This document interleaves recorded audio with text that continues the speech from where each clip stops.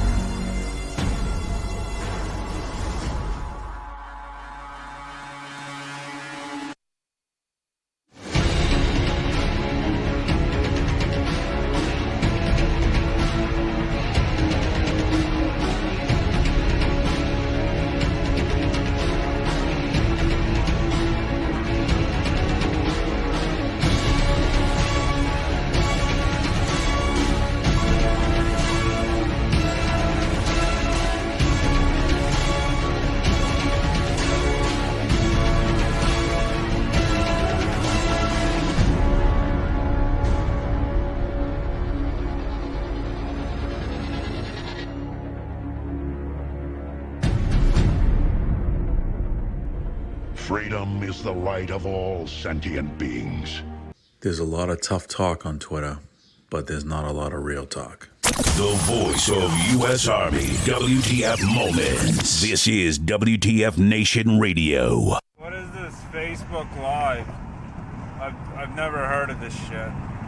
This is a public service announcement from C.T. Fletcher. I will not contribute to the pussification of a nation. Get your punk ass out there and work for it, motherfucker.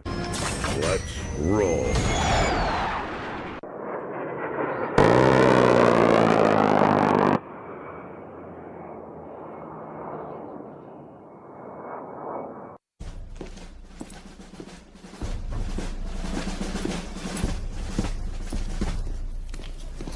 Morning, Sergeant Major. How do you know what kind of goddamn day it is?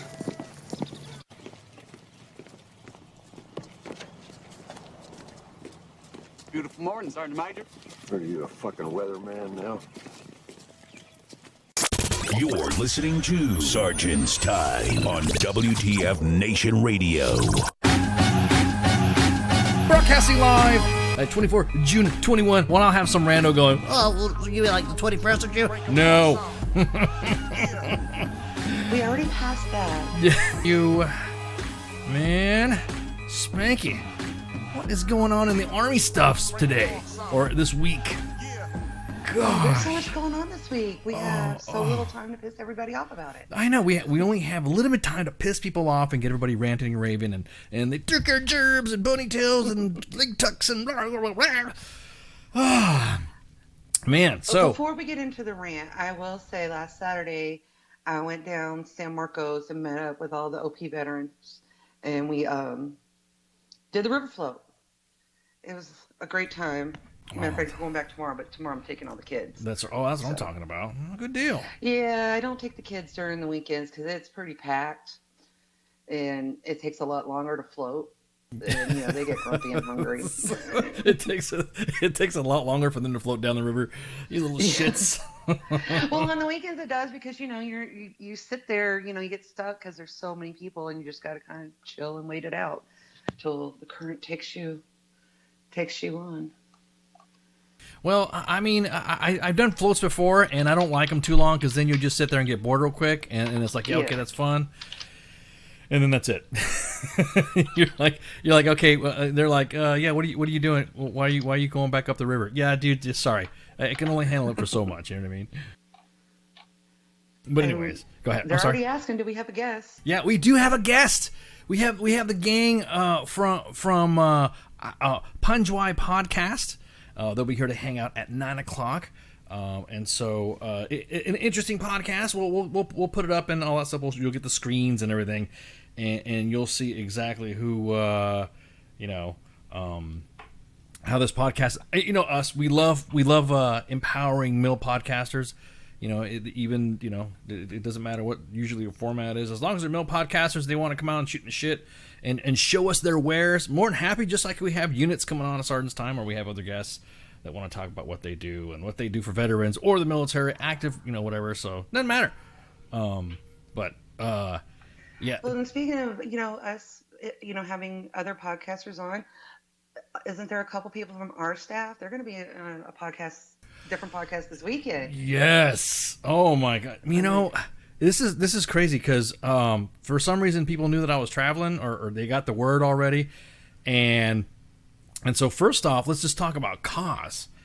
Kaz is going to be on Veteran Trash Talk, and he's going to be on Saturday at 1400 Eastern Standard Time to hang out with them. And it'll be cross-posted on Gruntworks, and obviously we'll play it on WTF Nation Radio as well on the Facebook page.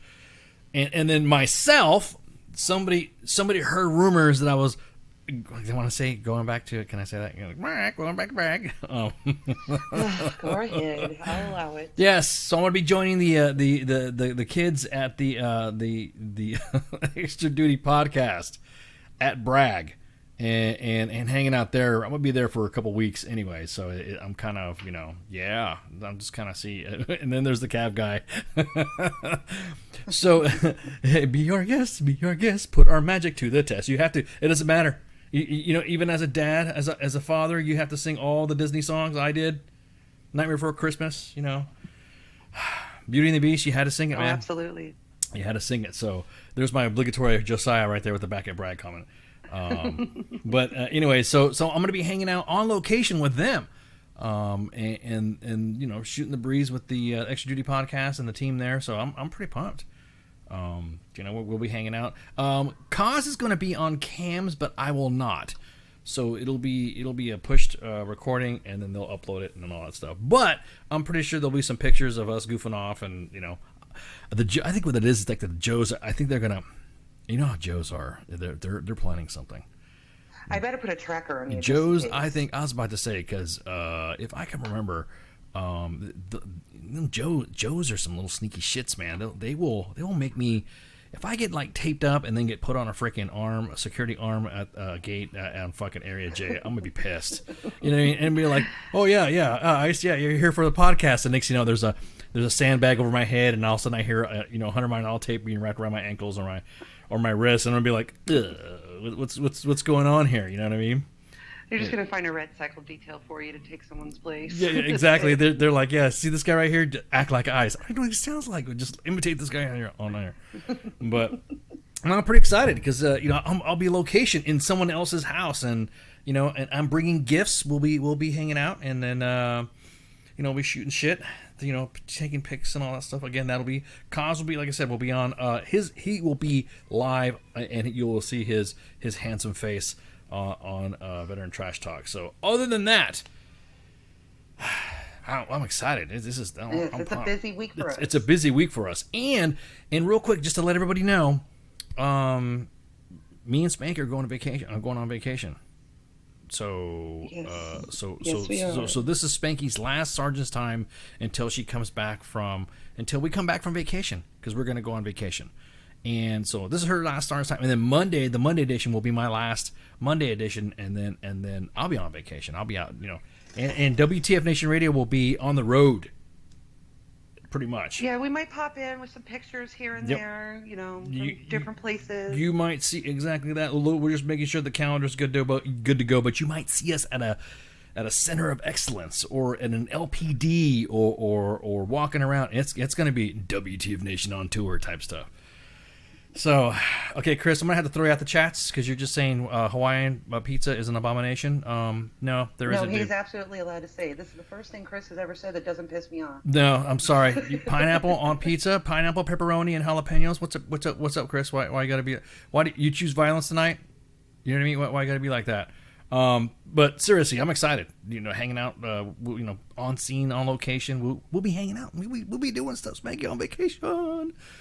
But anyways, yeah, so we do have a guest and we do have stuff going on. So again, we're going to cover this in housekeeping, but I'm pretty pumped because I just wanted to catch y'all early birds here. Yeah, exactly. Because in case people like to go and say, "Oh, I don't want to be here anymore," so I got shit to do. So you got to go back and brag. You got to go back. Josiah, brig.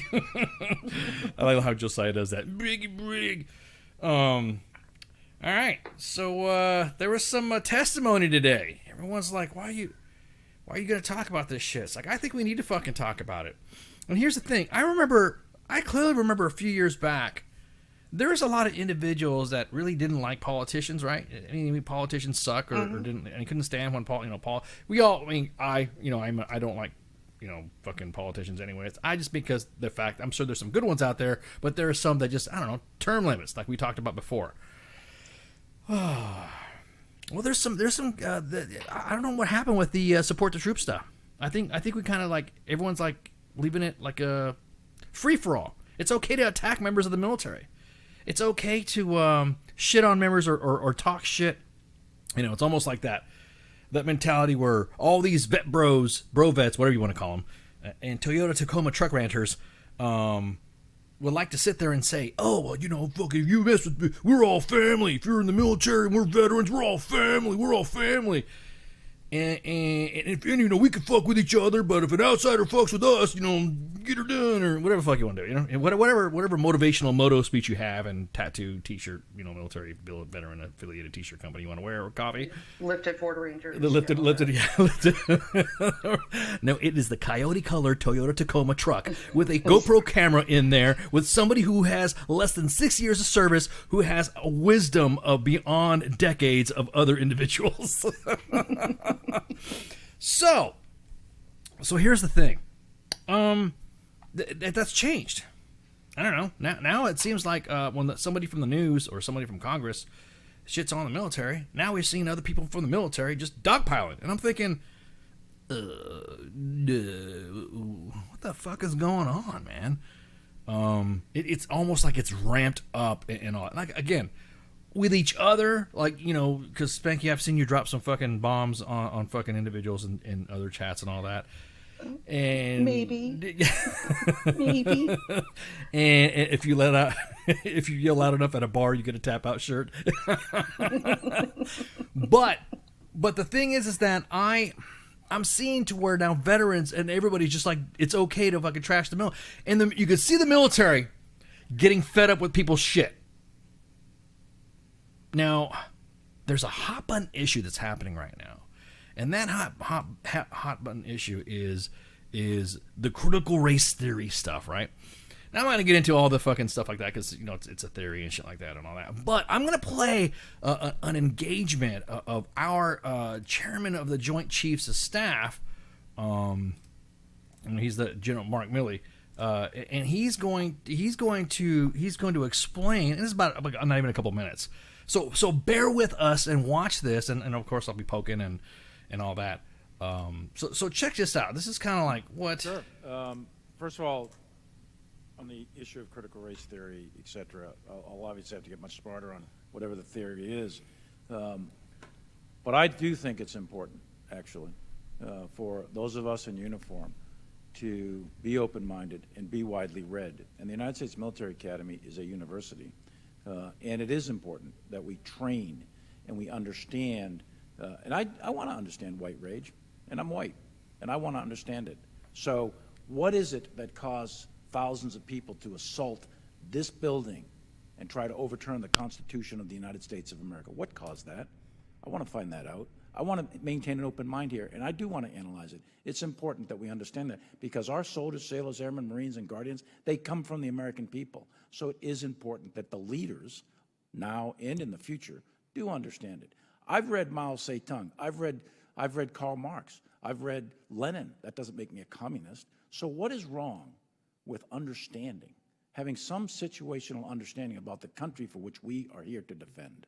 And I personally find it offensive that we are accusing the United States military, our general officers, our commissioned, non-commissioned officers, of being, quote, woke or something else because we're studying some theories that are out there. That was started at Harvard Law School years ago, and it proposed that there were laws in the United States, antebellum laws prior to the Civil War, that led to a power differential with African Americans that were 3/4 of a human being when this country was formed. And then we had a Civil War and Emancipation Proclamation to change it. And we brought it up to the Civil Rights Act in 1964. It took another 100 years to change that. So look it, I do want to know. And I respect your service, and you and I are both Green Berets. But I want to know. And it matters to our military and the discipline and cohesion of this military. And I thank you for the opportunity to make a comment on that. Thank you, General. Wow. Man. All right, let me get Spanky back here because Skype is our comms kind of messed up a little bit. But you guys in your comments, go ahead, tell me what y'all think. And here's what I'm saying is it? See, I already see some other comments in there too. Here's the thing. It is I for my old job had to look in.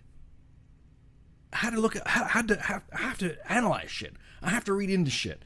Some of the things that he was saying about reading different. We have to read. I read adversarial shit.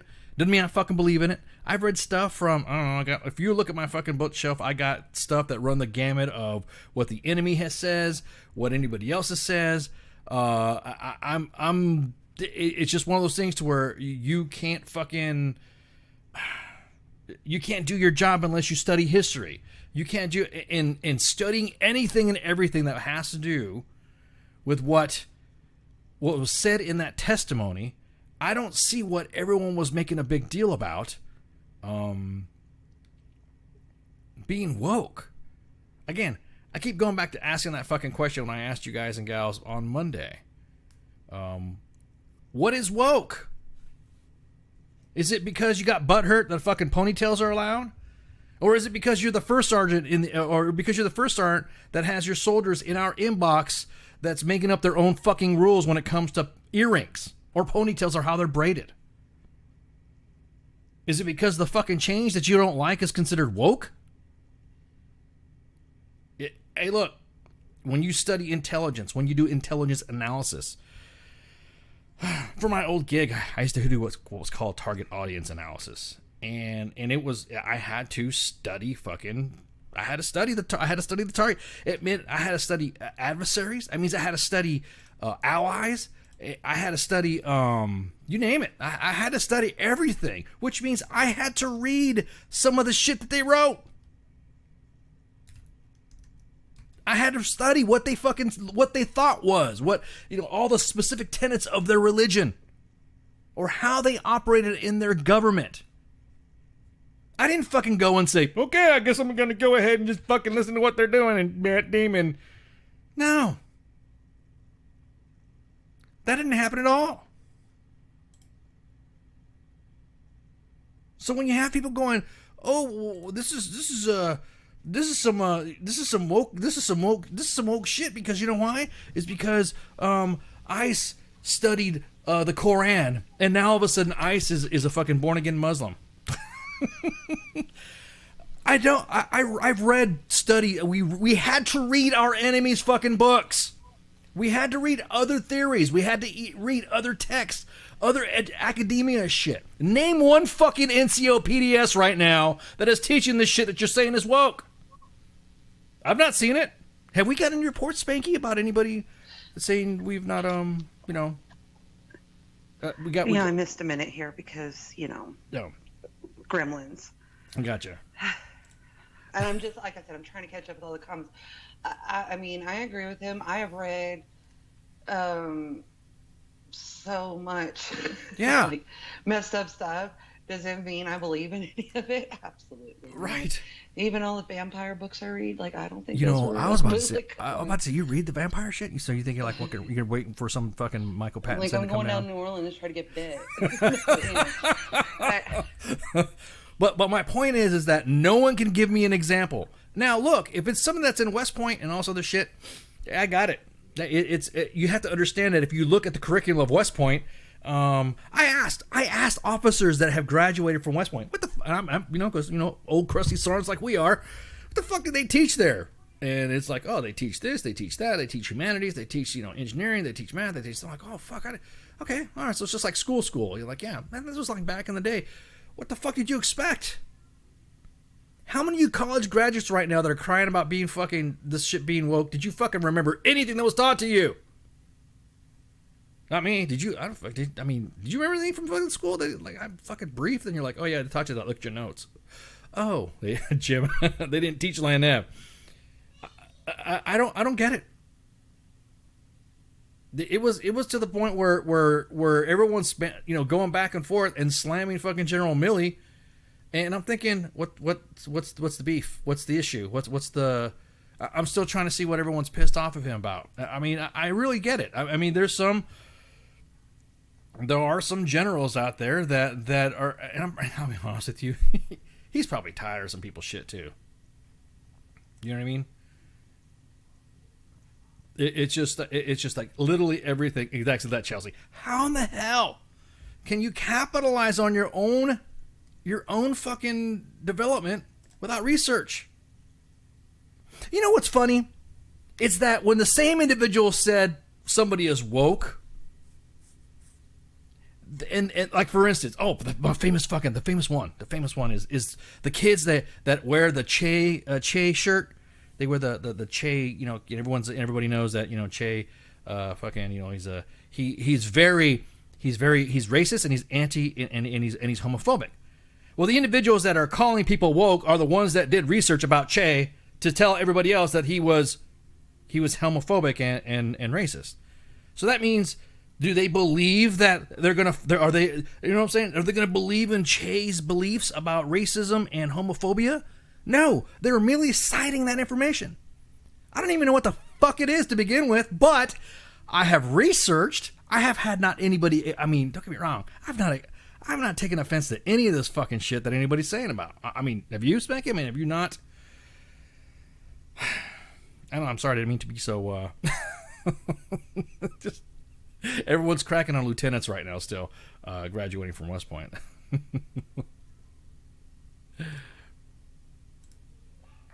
You good, Spanks? Oh, she's having comms. There. I'm sorry. I'm over here ranting and I'm on mute. Y'all missed it. Oh, damn it. I ain't doing that shit again.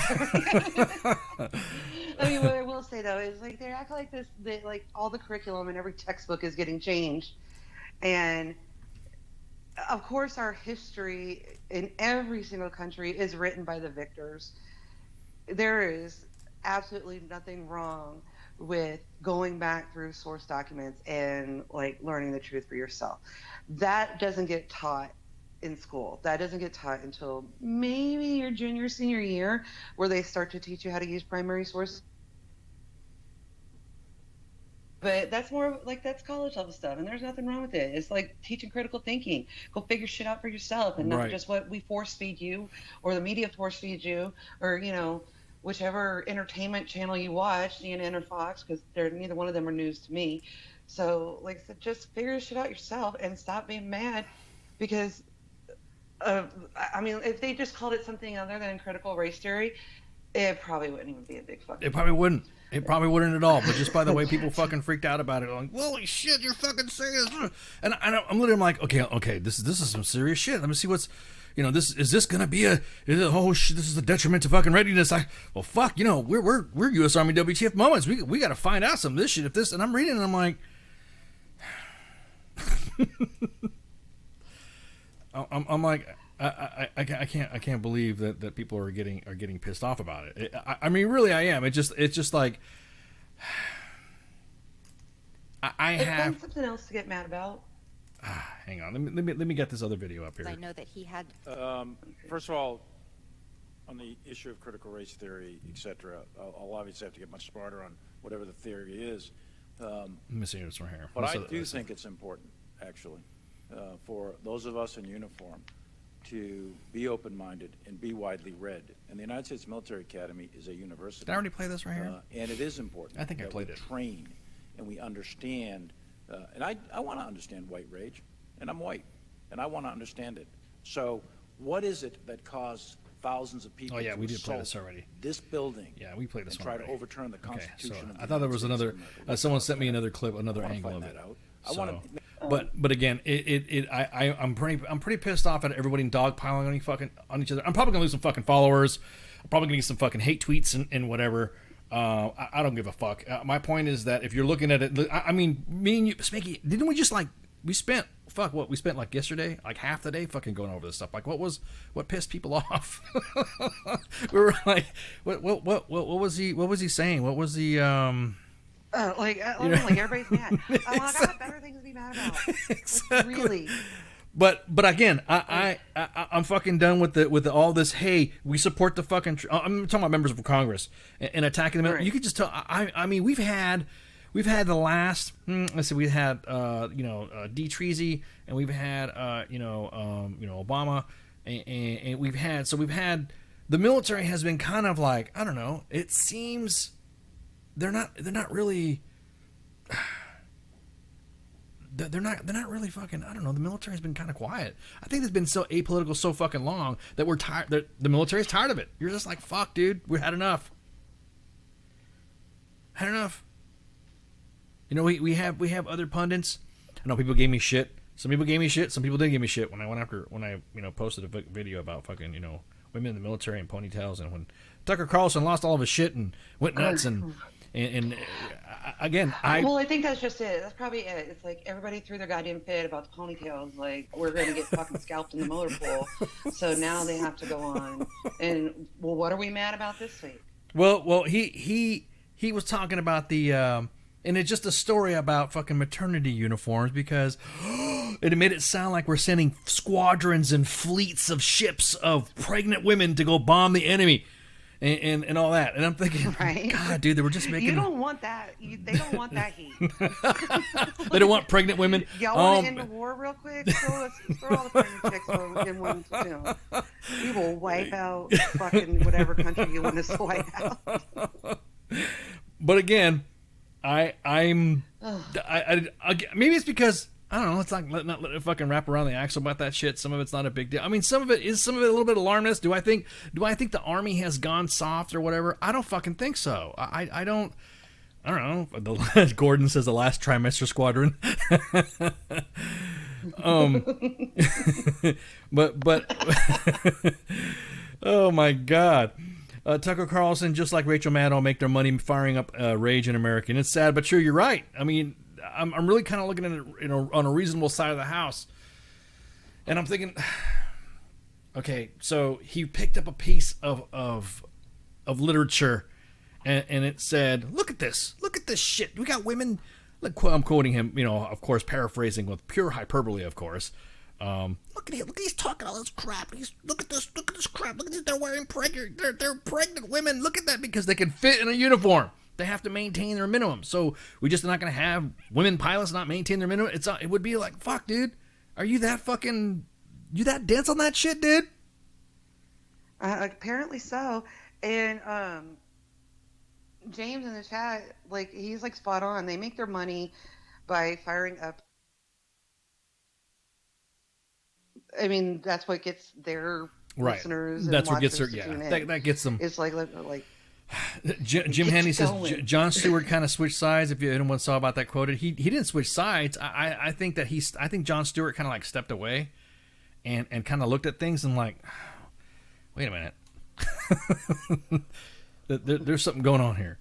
But again, I'm seeing everyone fucking going nuts about this whole fucking thing about critical race theory and how everyone was how everything's woke, and I really want to fucking know what is considered woke to you.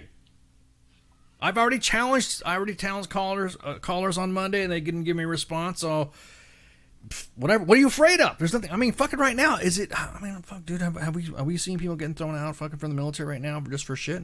I mean, it's almost like this is like the smoke pit gone to fucking hell. Is what it seems like. I think what it is like did the E4 mafia just like walk away? Is it because that's what it is? That's what it is.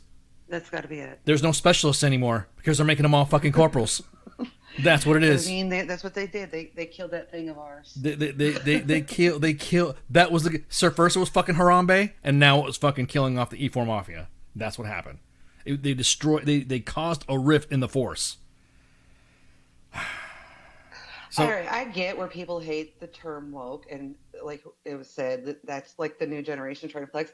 It's not. It is just a term for being inclusive and diverse. That is what woke means to me.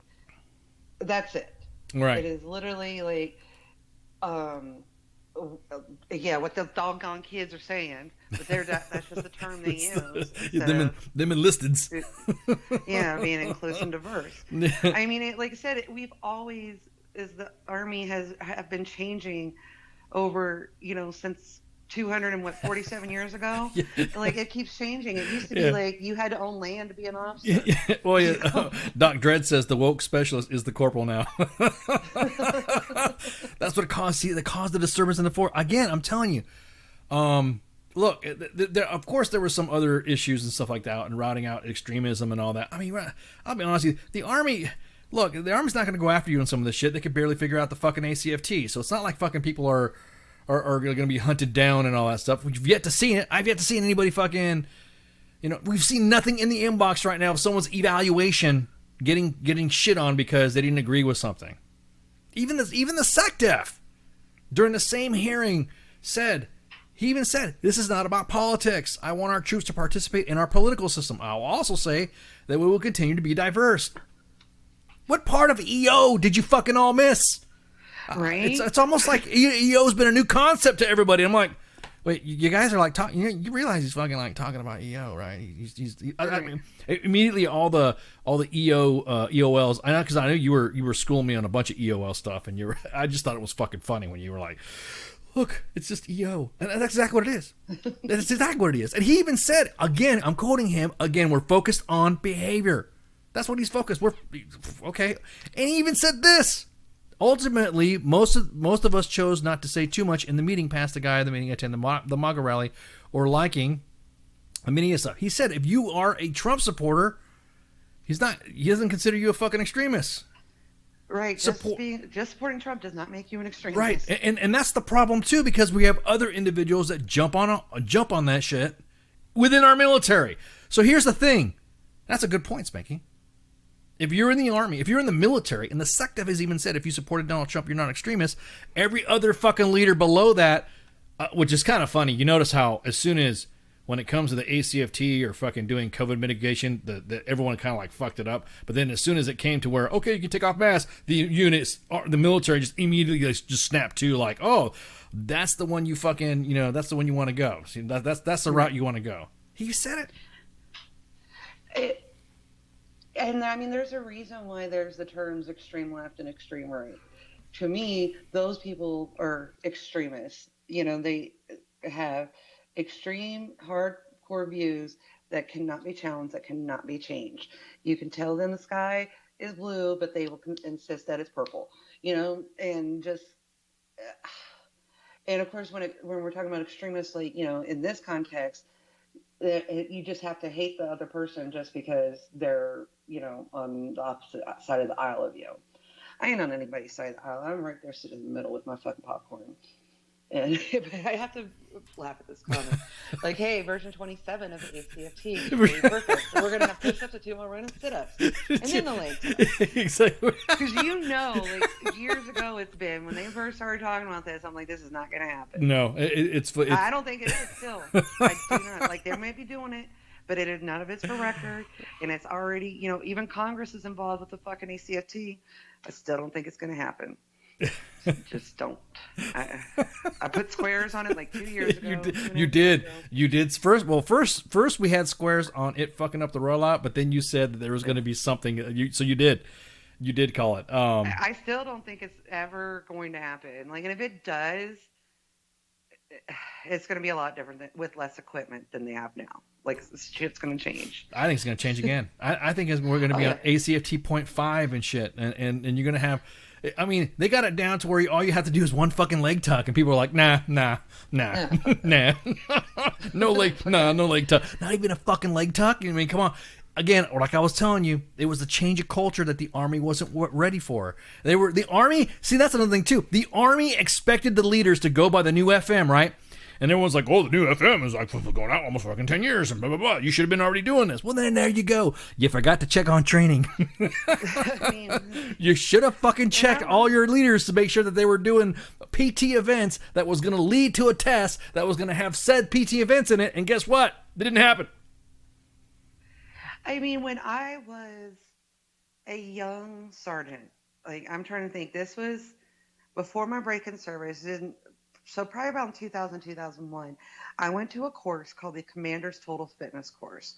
And it has lots of stuff that is in the ACFT now. All right? Because they kept saying, we're going to get a new PT test. We're going to get a new PT test. And this was in 2000, 2001. So that is why I'm very skeptical about it. Like, they have gotten a lot further than I thought they would, and they didn't just say, fuck it, it's done. And again, it's not like I don't think it's a better test. Like, I absolutely do. I think it's time-consuming, way too much equipment. Like, that's my issue with it, and it always will be. And like I said, I don't have to do it. I am retired, so yeah, I only did one. I don't have to be the one that's like, oh shit, what do you mean, S3 Star Major? I have to go schedule a PT test for one soldier tomorrow at 5. Okay, you can't do that anymore. Yeah, it's now. Yeah, exactly. I mean, like I said, I only took one, but I'll be honest with you. Okay, look. let's be fucking real, all right? There's a saying, memory. Doc Dredd, remember from the other, whatever happened to move out and draw fire troop. Doc Dredd and Jason, you know what I'm talking about here. When memories are made in the suck, not in the office. I think what the Army has been coming into is becoming an office army. And anything that has to do with, it's almost like a convenience issue, that staying in shape or being things that require you to do, I don't know, like fucking soldier shit. It's gonna be an inconvenient. Look, you have to do physical things to do physical shit as you are a soldier. Now, of course, everyone's gonna be like, oh, well, you're talking about, everyone's a rifleman. We're not the Marines, blah, blah, blah, blah. No, what I'm saying is that you have had to at least do the fucking minimums, and of course on top of your job. People are complaining about just that, the fucking minimums. Just the minimums.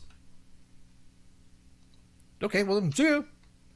I mean, the one thing that they did, what they really didn't fucking check is that while people are doing these exercises, they're realizing that certain muscle groups that we tape are what's happening. You know what I mean? It was. I was laughing my fucking ass off because, well, no ass. I mean, because that's exactly what it is. You're doing all them squats, and it's funny is that individuals. I know when I was doing some squats and that, I will say this. I was getting a butt. Even when I was going through physical therapy, they said you will have an ass. Training and individuals who have sort of a butt. And they're doing all these squats, and they grow a bigger ass. And then the Army is like, okay, it's time. You're fat because you got a big ass, but you have a really thin waist, and you have a really, you know what I mean? It's just like, well, I'm gonna say it. Women soldiers are the ones that are affected by it. Oh no, they absolutely are. Even when I went to basic in the 90s, I gained 12 pounds in basic training, but came out 2 sizes smaller. Because your body shifts. I had never done 1 million push-ups before and did all this running. So I'm building up muscles that I've never had. And that's the same thing that's happening now. It's like they want, what's the minimum for a deadlift? Like, is it 145? Yeah, something like that, yeah. All right. I can't remember because I took my... Don't even weigh 145. Yeah. So you want they have to build up the muscle in order to lift more than their body weight for a minimum. So, yeah. So I bet they you definitely got to fix that. I bet you if guys were taking away their necks they would fuck it. And that's what it is. It's because Josiah thick. I'll say it. There are some women soldiers out there that are getting thick. They're growing a butt, and they're growing muscle mass, and they're getting heavier. As soon as they step on the scale, you look at them, you're like, there's no fucking way you're fat. But sure as shit, according to the Army body composition program, they are fat. Well, I get it. If you are working out a portion of someone's body that's slowly growing, like the ass, then what do you expect? So that's what pisses me off the most is that we're building muscles, we're building stronger soldiers, love it. But then the next thing you know, they're like, okay, now we're going to tape you. Well, why? And you look at somebody, and we talked about this when I had like my Samoan soldiers. Yes. I have taped females that have 6-pack abs that look competition ready that come up overweight because they have a big old muscular booty too. They got that like even guys. No, guys get muscular booties too. Man, if they started taping guys' booty, freak the fuck out. It's just insane. Nose, the ears, and the ass are the body parts that will grow in your life. You ain't lying, Doc. Man. But it's nuts. I mean, it pisses me off because I want to. Like I said, I want this to succeed. I mean, who doesn't want this test? Who doesn't want this to succeed? But God damn it, Joes, Sarns, you have to do something to maintain fitness. There's something. Some of you are in specific. Hello from Antarctica. Are you for real? You're like from Are you for real, Nathan? You're in Antarctica? You really are in Antarctica? I think Nathan's trolling us. He ain't from Antarctica. I don't believe it. Yeah, just show some pics, man. Let me see. Drop some iceberg pics. Drop some berg pics. But there are, and that's to me is where it's starting to get fucking annoying. It's oh my God, now we have to do something that requires us to be outside. Well, the Army doesn't fight in the building. Well, now we're gonna have to go out and do. Wait a minute, dude. When Cav Scouts aren't complaining, that that you keep a Cav Scout busy by making them do PT.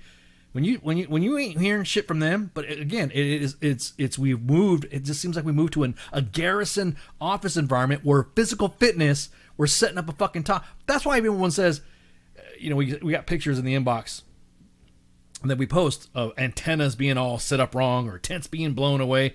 We've lost our fucking bushcraft. We've lost our fieldcraft. I'm not saying that soldiers need to go more to the field, but there's obviously some things that soldiers needed to be training on that hits the inbox. No, but that's just it. It's like the Army has been training for Infinity War tasks for the last 20 years. Which is patrolling. You're not going and setting up tents and shit and, and doing all that. You're not doing all that. Let's go set up a, field position.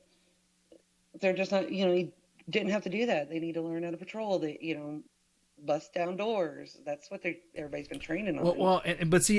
But in order to do those things from the Infinity War or those tasks from OIF and OEF and OIR, there are specific tasks. You cannot kick a door if you're not strong enough to, even with your kit on, do your shit. You know what I mean? It should rain, Jim. It should rain more in the field. As a matter of fact, it should happen that way. It should matter for individuals who complain about the ACFT. It should just rain. As a matter of fact, we should just if there was sometimes isn't that kind of odd? Okay, so isn't that going to be harder to drag that whatever it is they're dragging now through like this 6 inches of mud? Well, if they did their PT and their fucking ACFT test, whatever happened to the 11 warrior? What was that? The 37 battle drills and 11 warrior tasks. The CTT stuff that we were supposed to be working on. You have to do things. You have to be strong. If you can't rack a 50 cal, this is like soldier fucking shit. Go through basic training and everyone's happy about it. I was like, I graduated. I fired a 50 lot of it just came down to everybody is different and they can do a pull drag carry. Like I can pull drag carry way more, but I just never would be able to do a leg tuck. Right. Because of the way my shoulder was ripped. Right. I can sit there and hang and lift my legs all the way up. I can get my toes to the bar and everything 50 times. I just can't do that one pull. Right. Get my arms parallel. So there's just, but I'll tell you what, I could still drag, I could still lift you, I could still do everything else. Right.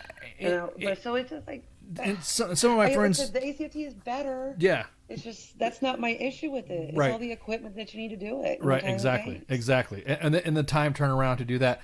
I think what we need to do is have what the Air Force does. The Air Force has a specific detachment. They have people that are paid and qualified and trained to give you a PT test. They give you you just show up. It's like showing up to freaking. You show up. You just show up to this building, and you're like, "Hey, how's it going? Are you Army or Air Force? Army. Okay, so you're here to take the APFT. Okay, hang on for a sec." And some nerdy guy walks back, and okay, when are you gonna step on the scale? Would you like to weigh in after, or would you like in prior? And it's like fucking okay, whatever. It doesn't matter to me. I guess let me weigh in prior. Let me go take a shit or something like that. Little things that you have. And so you go and you fucking go and you go in there and then you do your APFT and then you walk away and then the training records are just. I didn't have to worry about where I was at. You didn't have to turn into fucking And that's another thing too. And they scream at you if you're on the track too. Exactly. See the equipment. People are rolling out at 0-500 just to set up a bunch of equipment. Why does that's another thing too. Why does PT have to happen that fucking early and be so fucking short? I did PT. Remember, you used to make fun of me when I was still in, being, you must be nice to do 2-hour PT events or whatever. I'm like, yeah, right. Yeah, because, I did. It was just, it was just because common sense PT. Common sense PT. It sounds like I'm saying common sense gun control. Common sense PT. Just have a 2-hour PT event. I do like the idea, like you said, how the Air Force does it, at least at every major post, make it another fucking, VMM task. Yeah. At the minimum for now. And have that shit set up somewhere. That's a good idea. Where you could run people What That's a BMM task. Hell no. You have those individuals that are assigned to the fucking gym. Well, Yeah, guys, or yeah. You know what? There, as a matter of fact, what better way to keep Big Sarge who Or even retired? this. Like, you don't even have to big sergeant. We have plenty of DA gym employees and wage grade gym employees that they could put up one of those huge like clown tents like they always had at Atterbury. I'm picturing in my head I don't just where say it. everything could be set up in there, you know, and like the gym guys don't run the APFT, but or you know the ACFT, and you just like they're just there to make sure you don't steal the equipment, Right. and let you in and out. But you bring your own like certified graders from your unit or whatever. It's still a lot less work, and it'd be a lot easier to get your people through. Right. And like I said, and it doesn't all have to happen at 5 o'clock or 6 o'clock in the morning. No. You could set it up. Okay, this unit has it at 10. This unit has it at 1400. I mean, I get some people don't like to work out at that time, but just don't make them come in that morning. So they could do whatever it is they usually do before ACFT. I don't know. It's. I know. You know, what makes you mad is that it's almost like they don't have Big Sarge. It's almost like they have Big Sarge at some of these panels or some shit. You know, it's like we're. You first off you need to get the E4 Mafia. You want some panels of good, you know, reasonable PT stuff. Fucking have the E4 Mafia. Have the Joes go up there. Have the ones that actually do the fucking PT the most, that are out there doing PT, of physical fitness of excellence. Oh, Josiah, I can always rely on you for that. Have the Joes come up. Don't have people that sit in fucking headquarters buildings that don't do shit down in the line. Don't send everybody who complains about having to do fucking PT, or let alone cry about doing PT, and they're not down in the line unit. I'm sorry, the headquarters is not the Army. The headquarters type mentality is not the Army. It's the line shit. Nobody wants to admit it. It's the maneuver forces that everyone else supports. That's what's fucking frustrating, dude. It's just like, what the fuck why are you even in then? If you were so happy going through your school and going through basic or going through your commissioning process, and you were so cool with it, and you were all excited about how you did, and you did great, and then when you get to your unit, it's an inconvenience to do PT? What the fuck? Get me all riled up. Sorry, I'm just getting all riled up. Getting all pissed off because, you know, going after fucking. But like I said, y'all heard it again. Like I said it. Is it woke? 3 years ago. Is it? The ACFT is not going to happen. Like as is, it's just not. So you're calling it. They've already changed it a bunch. You know, there's going to be no alternate events. That was how it started off. Well, my thing there's is alternate events. My thing is that I you have to do something, okay? Like you have. No one's gonna set up your fucking tent for you. No one's gonna fire your artillery piece. No one's gonna drive your tank. No one's gonna man your your Bradley or your Stryker. No one is doing that, and you have to have the strength. But you and your fucking soldiers, you are as a leader doing and leading that. They don't want to see you complaining about fucking doing PT. They don't give a fuck about what's going on unless you wait, shit, you're gonna fucking put me in this thing, and you're not even strong enough, or you can't even fit in the gunner's hatch because you're like.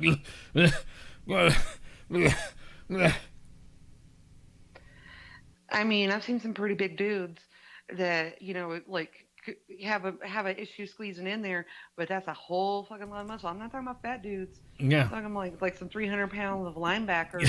I'm like, yes, I want you on my side. You sit next to me. So Exactly. You can lift me up since I can't do a fucking pull up and just throw my ass over the roof or whatever it is I need to do. Exactly. I literally exactly that, Jason. That's what I'm saying. That's why SOP does 90 minutes or more. When I was still in, Spanky used to make fun of my PT. She's like, "What are you doing right now?" I said, "I'm still at the gym," or "I'm still doing." She's like, "Do you ever go to work?" I'm like, "No, I'm still doing PT." Then Josiah, you mean thick dudes? Thick dudes, thick dudes. No, again, if anyone else, I'm sorry, I cannot sit there and well, when I was in, I wouldn't be able to look somebody in the eye and say, "Hey, look, your service member died." In a firefight because they were too fucking fat because I wasn't the leader enough to ensure that they got their PT in. That's really what it basically down to it. You can't fucking do that shit. What do you think these tasks are for? What do you think you are, warrants? Right. Hell, even warrants say, "God damn, do PT," because especially the flight warrants, they have to stay in shape to fly because they pass their flight physical. So God, it's just fucking insane when I see this crying about, oh, you don't understand, it's just because, blah, blah, blah. Yeah, you know, there's like camouflage shit. Left name tape says U.S. Army. Pew pew, all that other stuff. You know, and I'll be, that's where all that drama of politics, that's where all that drama of people saying, well, that's because you don't think it's blah, blah, blah. I'm sorry. When you're fucking humping a ruck, or you're doing shit, or you're doing training with your platoon, or you're doing training with your fire team, your section, or you're in your tank or whatever, you are just trying to fucking like load Sabo, fucking on the way, all this other shit, you know, pull a lanyard, bam. You're not even thinking about, Well, you know, actually, did you guys hear what Tucker Carlson said? no, nobody's giving a fuck when you're doing that shit. I didn't hear a pilot going like, you know, hear a pilot in the air. Yeah, the lady, yeah, you see you. No, they're fucking flying.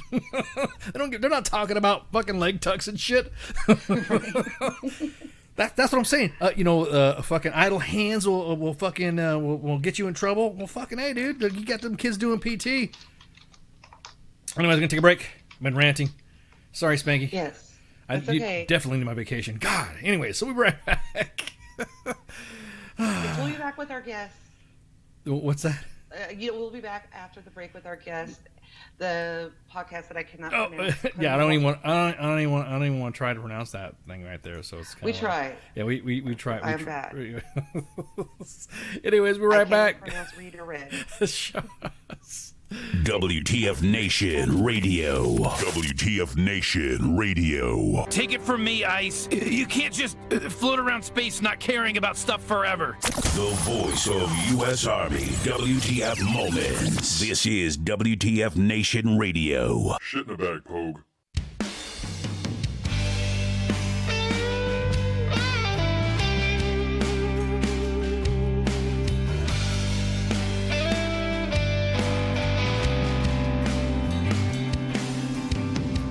It's 3 a.m. and the sirens are going off. Another rocket attack. I've got my boots and got my ammo in my 50-pound sack.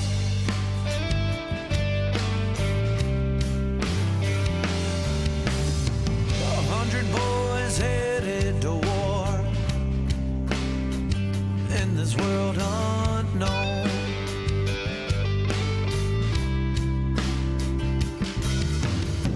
The only peace of mind I've got are these letters from home.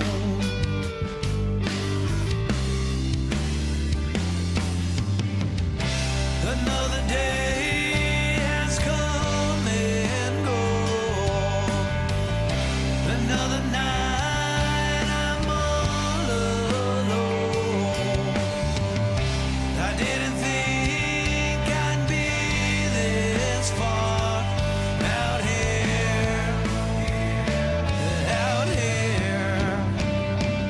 in Kandahar.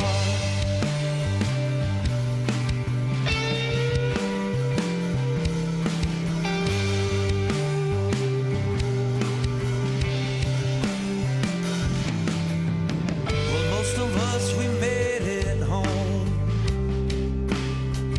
but we never came back.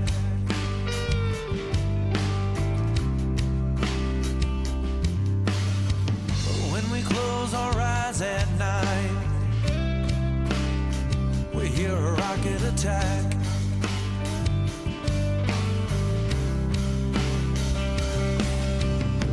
I've tried to talk and tell you about it, but it ain't the same.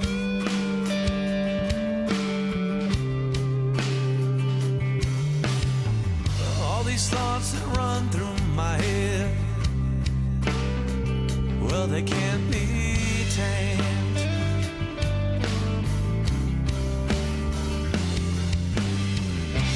Another day has come and gone. Another night I'm all alone. I didn't think I'd be this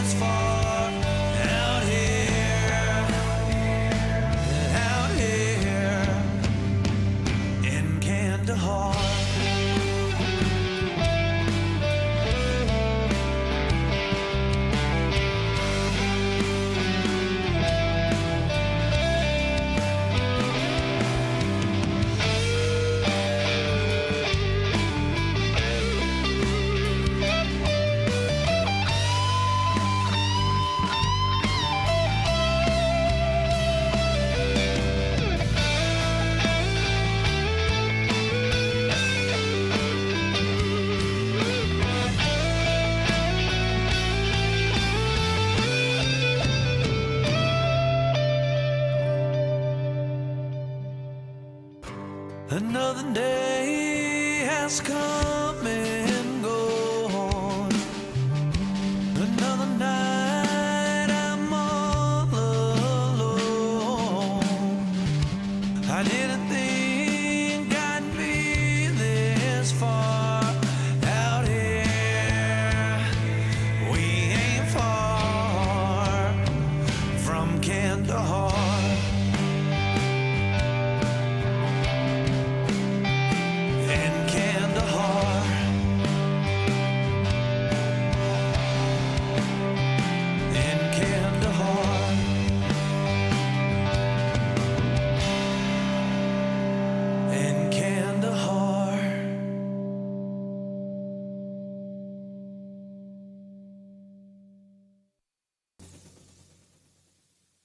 Wear a condom?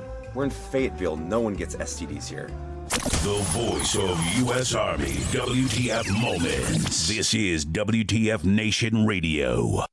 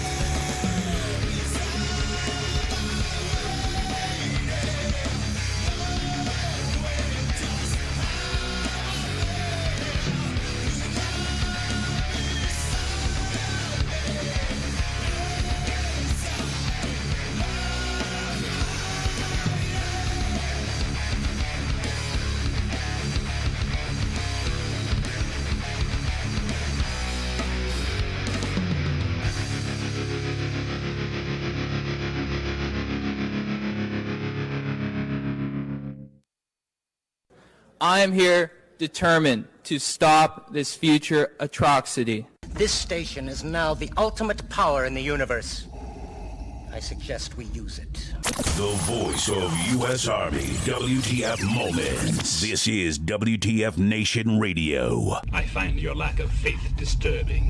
Everything stated on WTF Nation Radio is to be considered the opinion of the person that stated it, and not an official representation of WTF Nation Radio or U.S. Army WTF Moments. Price does not include tax, title, or license. Some assembly required. Each item sold separately. Batteries not included. Objects in mirror are closer than they appear. If conditions persist, contact a physician. Individual results may vary. Keep out of the reach of children. Avoid prolonged exposure to direct sunlight. Keep in a cool, dark place. And please enjoy the show. Shots. And we're back. Woo! Part 2 of Sergeant's Time with our guests from the Panjwai Podcast, Luke and Curtis. What's going on, guys? Not much, man. Thanks for having us. Man, this is you guys just kind of came out of nowhere. I mean, you just literally just like hit the scene pretty quick. Luke, Curtis, thank you guys so much for coming on. And I noticed that just the name Panjwai Podcast means. Can you give the audience what that? Any of you both can.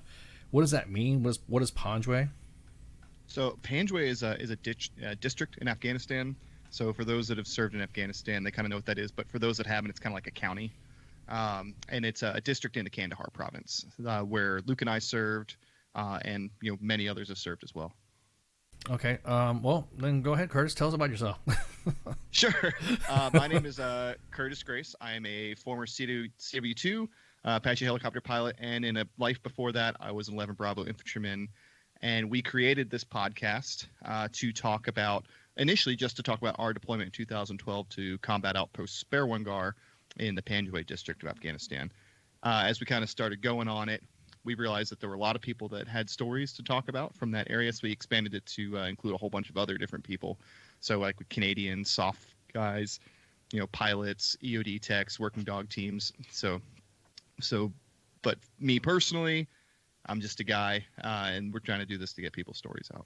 That's awesome. So how did you meet up with Luke? What was your I already made my Star Wars Darth Vader I'm your father jokes already, so I don't have to worry about that anymore. Luke. Anyways, so how'd you two meet up? Well, we came back from NTC about 2 weeks out from deploying to Afghanistan, and there was a baby-faced cherry private sitting there waiting straight out of basic training, Curtis Grace. And so Curtis ended up in my squad, and then 2 weeks later we were in Afghanistan together. So it was a jump into the deep end kind of friendship. Now, so wait a minute. So Curtis was. Wait, so you were his NCO? Is that how it worked out? And then he went to warrant officer school. How did that work out?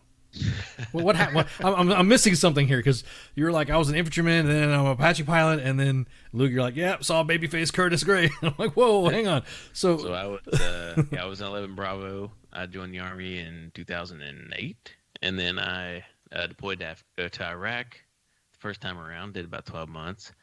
Came back from that and had a little lull, and then we got spun up for Afghanistan. And it was kind of the turn and burn. It was an armored unit in 3rd ID. We were an infantry company in an armored battalion in 3rd ID. So who would have thought that we would have gone to Afghanistan? And it was a turn and burn orders. Came down real quick, and we started doing all the train up. We got real busy. Went to NTC, and then came back, and that's where I met Curtis, because he was a fresh private straight out of basic training, since he was doing his 11 Bravo time before he got to go off and do cool shit like flying Apaches. Right.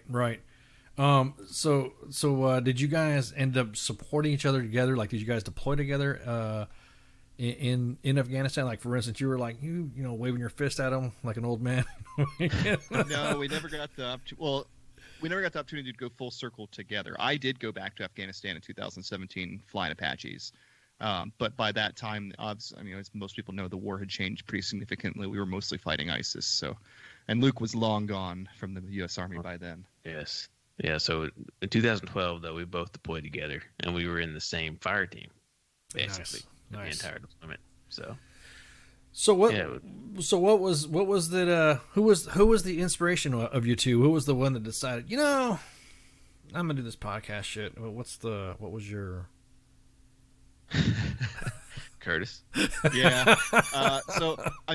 This all really started because we're writing a book about the experience, and not because what we did was anything special, but because we thought it was pretty typical of what infantrymen experience in war. Right. So we wanted to write a book to kind of reflect that experience, but at 9 years later, we just didn't remember things. So we realized, okay, we're gonna have to talk to other people, get interviews, and record those interviews so that we know what the hell we're talking about.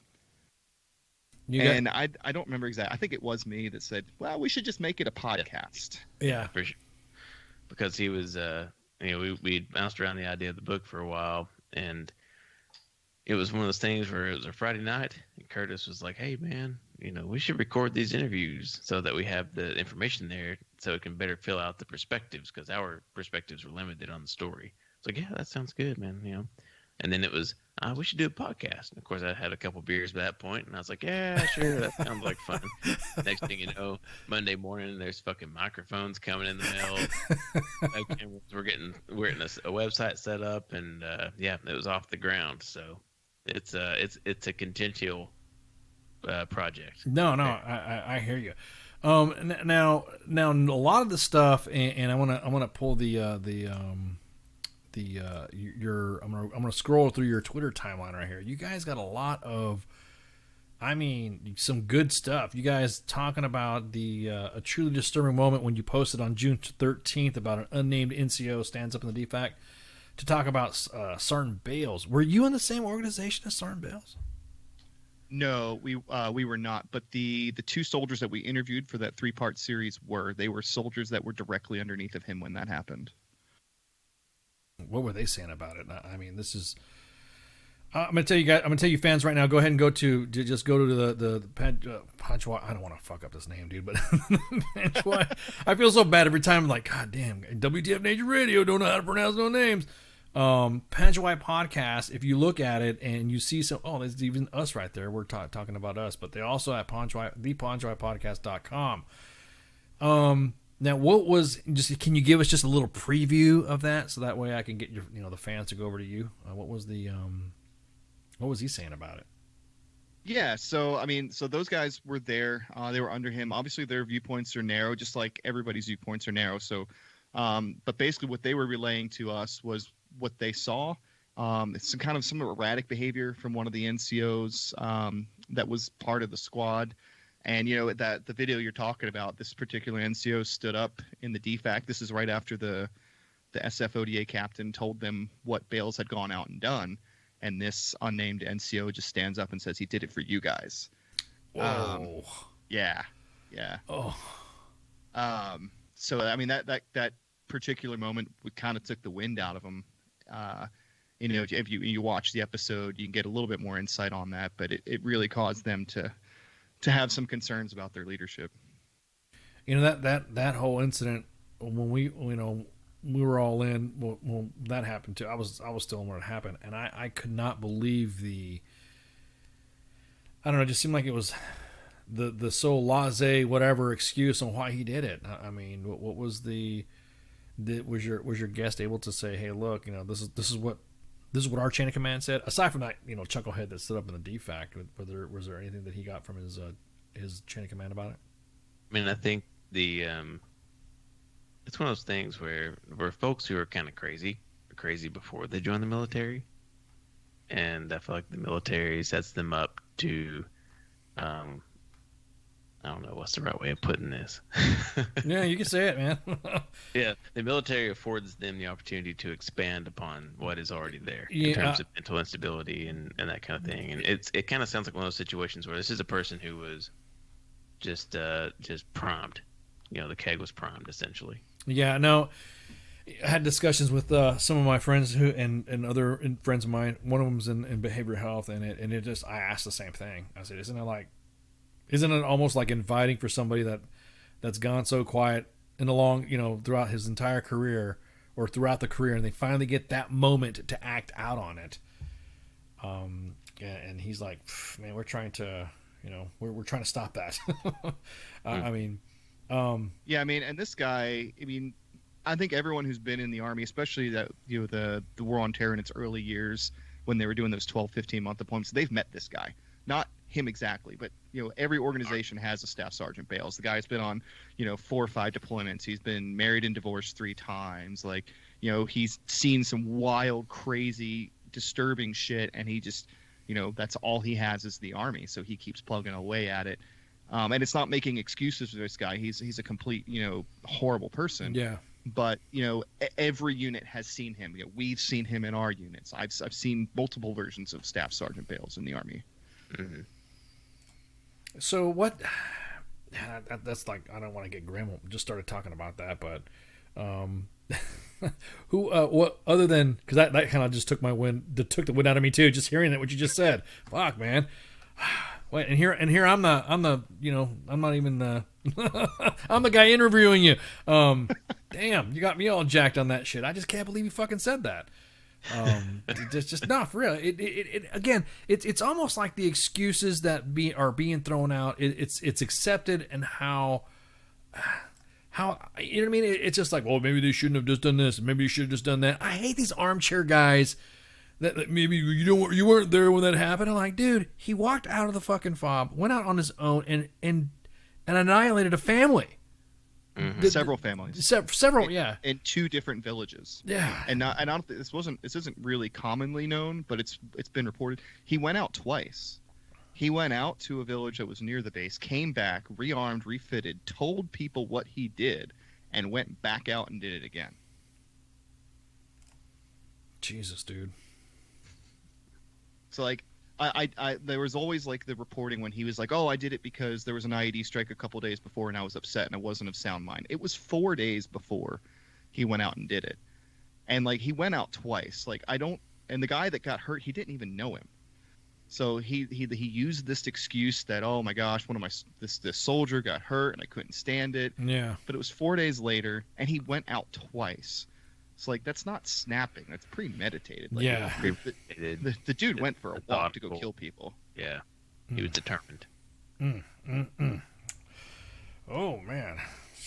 Yeah, exactly. It's just Steve Sebastian's like, hey, I just murdered some people. It was some guy, I guess some guys in there talking about. Christopher says in the chat, said, interesting, I knew someone in the team that prosecuted Staff Sergeant Bales. We served together. He was part of the JAG team with my previous brigade. So you guys might know each other. So, Christopher Measle.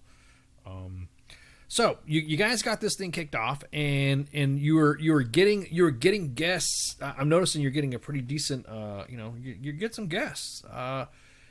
What is your? I guess you would say, I don't want to say pitch, but what's the pitch on these stories? Like, are you getting some of the veterans that have deployed to these areas, or are you getting other Afghan veterans?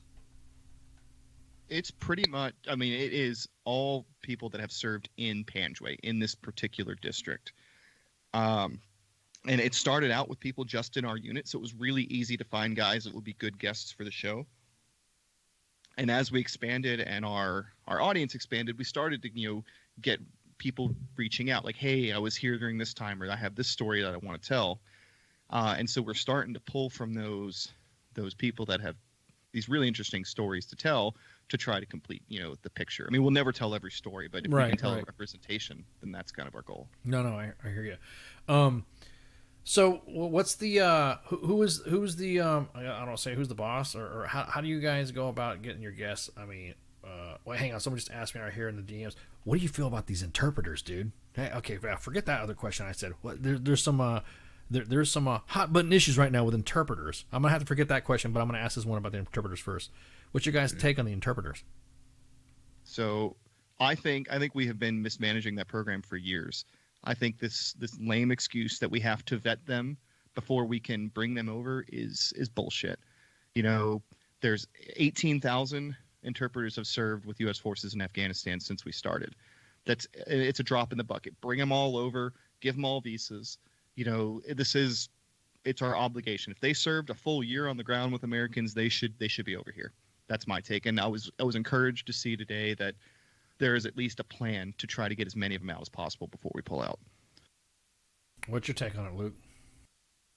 Yeah, I mean, I fall down behind Curtis on that one. It's always been something that's bothered me and him both. So that's kind of the official Panjwai Podcast stance, but that's also my stance too, because the narrative behind it is that, what if some are spies for the Taliban? Well, what the fuck are the Taliban going to do on domestic soil in the United States of America? Nothing. That's the answer to that. And these are people that have sacrificed a lot. We've seen it. Other people who have served in Afghanistan have seen the extensiveness to which they go. When we bailed out, of certain areas and left certain areas, they were left lambs to the slaughter. So they took a risk, and they should be rewarded for that. And we as a society should be willing to compensate that, to a degree. Now, do you have anything? Do you talk to your Terps? Have you talked to your Terps since you've been back? Or do you know of any of your Terps in your experience, or it's Luke or Curtis or anybody that has been on your podcast talk to the Terps in the situation right now? So most of our Terps that we served with have been able to come back. Not all of them, and we're not in touch with all of them, so it's kind of hard to know. But I do know two of the main ones that we worked with were able to get over here. We have talked to a former interpreter who currently works for the Afghan government, and we talked to him a couple months ago. But he wasn't trying to come back. He seemed to be pretty well integrated with the Afghan government. So it is. You mean the one that's going to be going away, right? Or is he going to switch sides? Yeah, that's a good question, because he was the personal interpreter for like one of the former police chiefs in the area. So every time he messaged us, he was like right next to this general.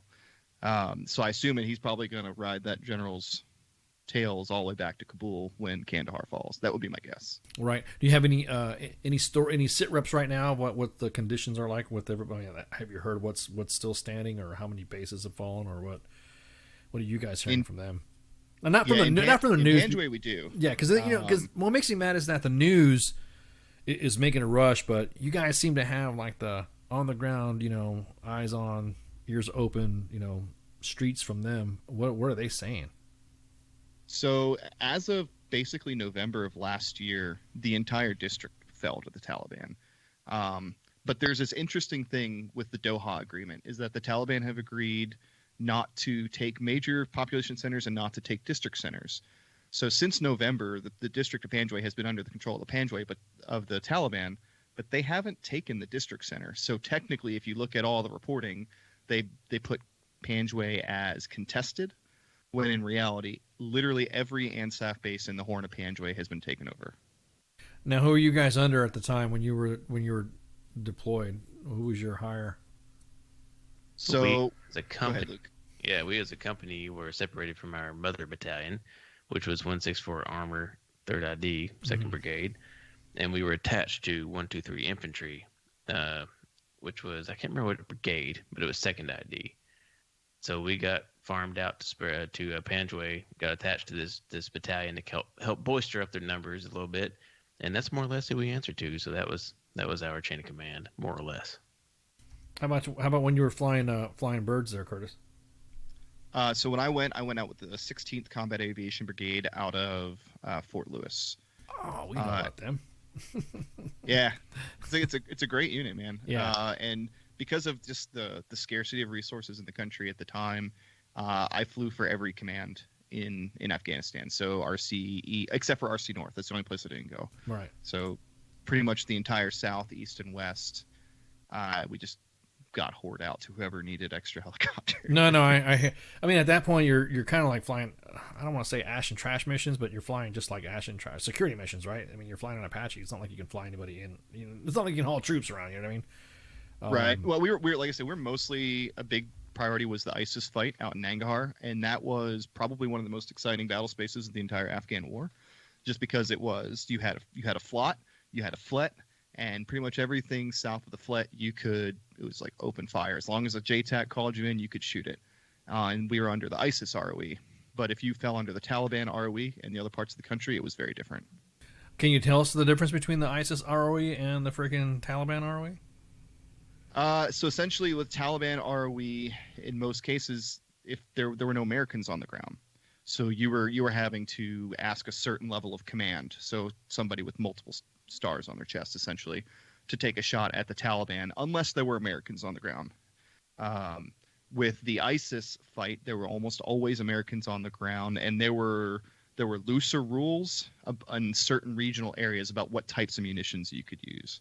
And I think some of those rules are still in effect, so I don't want to get too deep into No, it's totally understandable. I just wanted to know some of the different, if there was anything big and different. I don't want to, obviously for OPSEC reasons, because there's people still like, I don't know, they're pulling back, and trying to. Sure. Yeah, I mean, and the basic answer was we had a much wider latitude to use bigger munitions against ISIS, and there was a lot more permission to be asked for to engage the Taliban. Gotcha. Unless there were Americans under fire, in which case all of that goes out the window. Yeah, and then you support the troops on the ground. Yeah, I was about to say then it becomes a different fight. So with that, Luke, what'd you do when? I mean, are you still in? Did you get out? What's your status? I mean, what's both of your status? Well, I was well and done by the time we actually deployed to Afghanistan. I knew that I was done with the military, and so I clocked that last year. We deployed. I had a year left of my contract. Slogged out that time in Afghanistan. Came back, and 60 days after my first firefight, after my last firefight, I was a civilian. So, yeah, I went back to school, and I've pretty much been in school ever since. I just graduated back in May, and have really enjoyed that time, and now I'm entered the professional world, if you will. So. Yeah, well, congrats on your graduation, man. Thank you. So Luke is selling himself short. He didn't just graduate with his degree; he graduated with his master's degree in Chinese language and literature. Whoa, shui! I was about to say she. I was about ready to. I didn't know that. I used to speak a little bit, but I should have my. We have fans from out in Hong Kong that in Nepal. I say, hey, Paul from Nepal can give us a call. Because I don't understand what he says. he'll even Google Translate doesn't do it. So a master, God, that's awesome. So what are you planning on doing, Luke, in the private sector?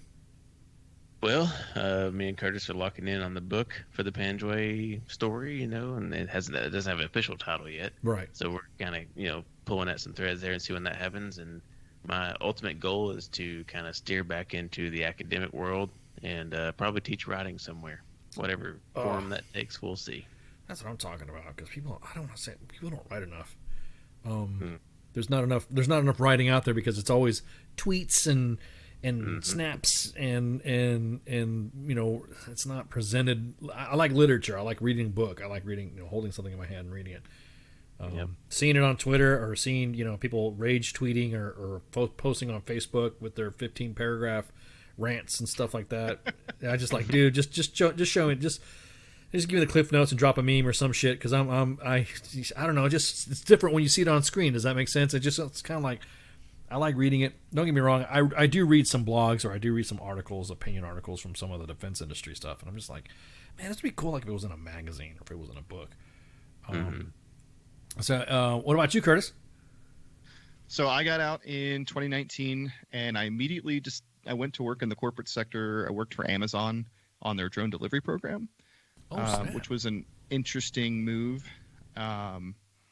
and quickly realized that I needed to finish the rest of my academic pursuits in order to be competitive in that industry, specifically like the tech and business world. So I did Amazon for a year, and then I left, and I'm currently pursuing my MBA full-time with Indiana University. And I'm in Alaska just managing some investment properties and doing the podcast full time. That's what I'm talking about. So how long did you both, Luke, altogether, how long did you serve? So I joined on election day of 2008, and then I got out on the 31st of March, 2013. Oh, wow. Okay. Well, that's a decent stint. What about you? Years, Curtis? Yeah.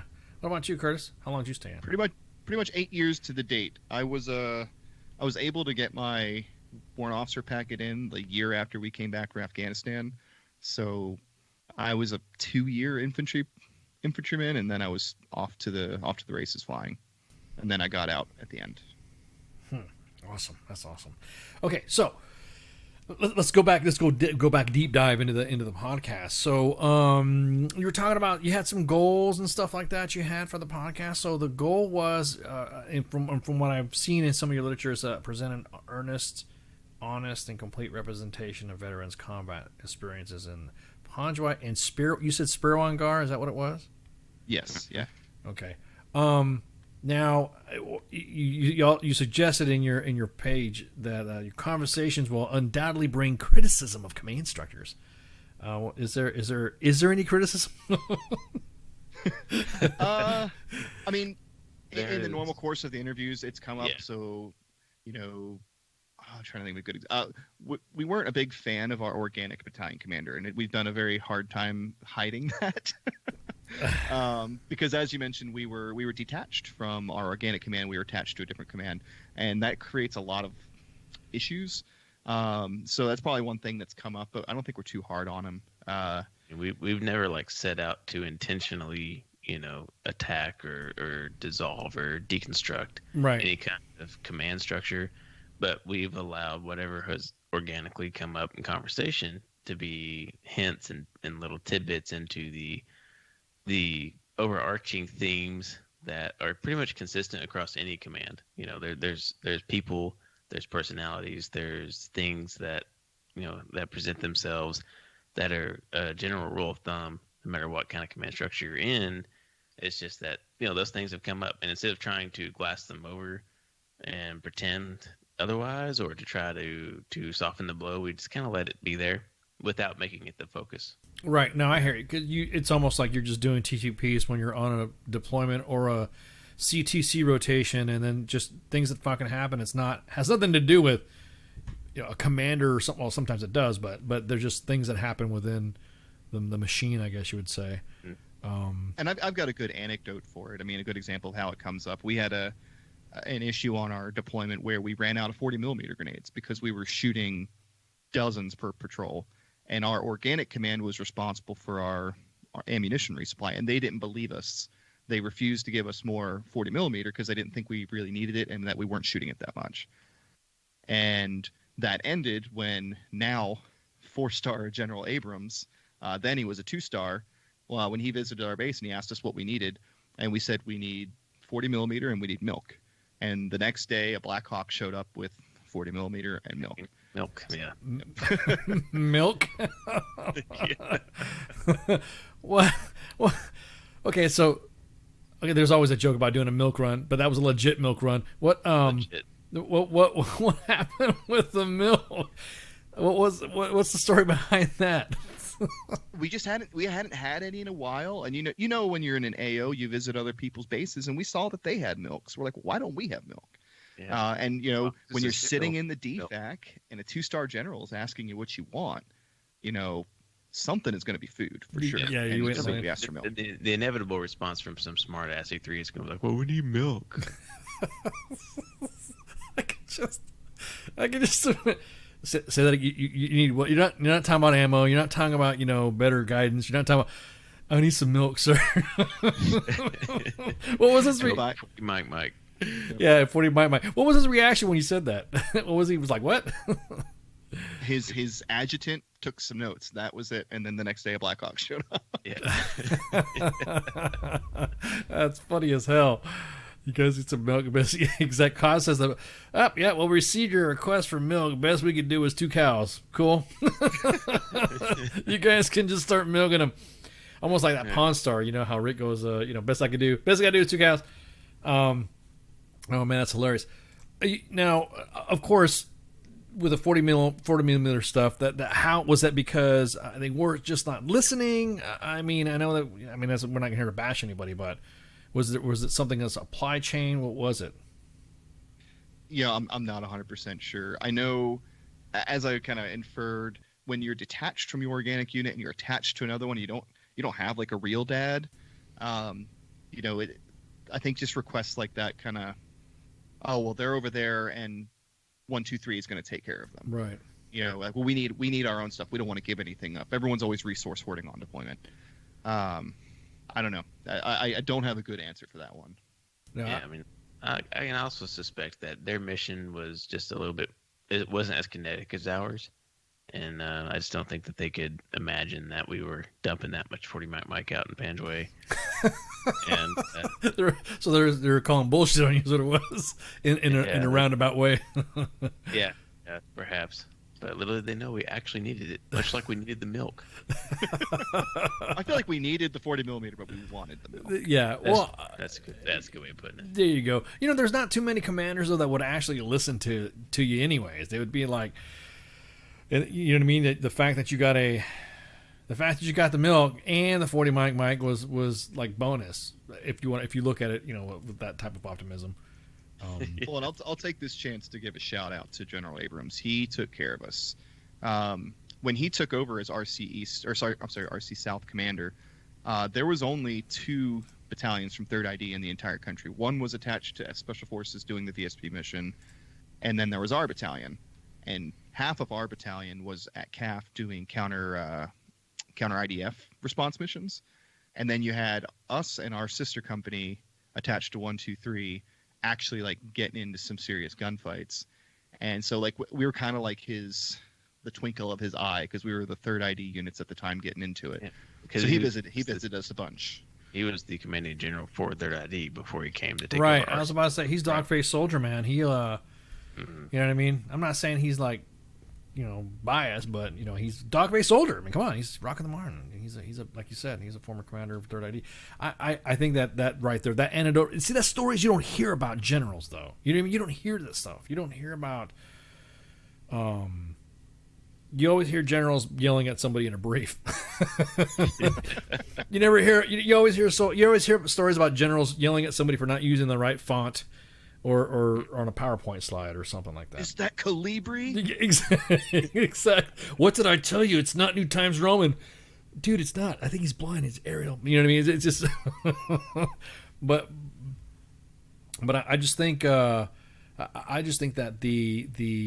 the stories like that's what I think you guys are. I mean, you can correct me if I'm wrong, but this is what you guys are about. I mean, it's those anecdotes, it's those stories that you would think, wow, we're talking about General Abrams. I mean, this is not like anybody who's.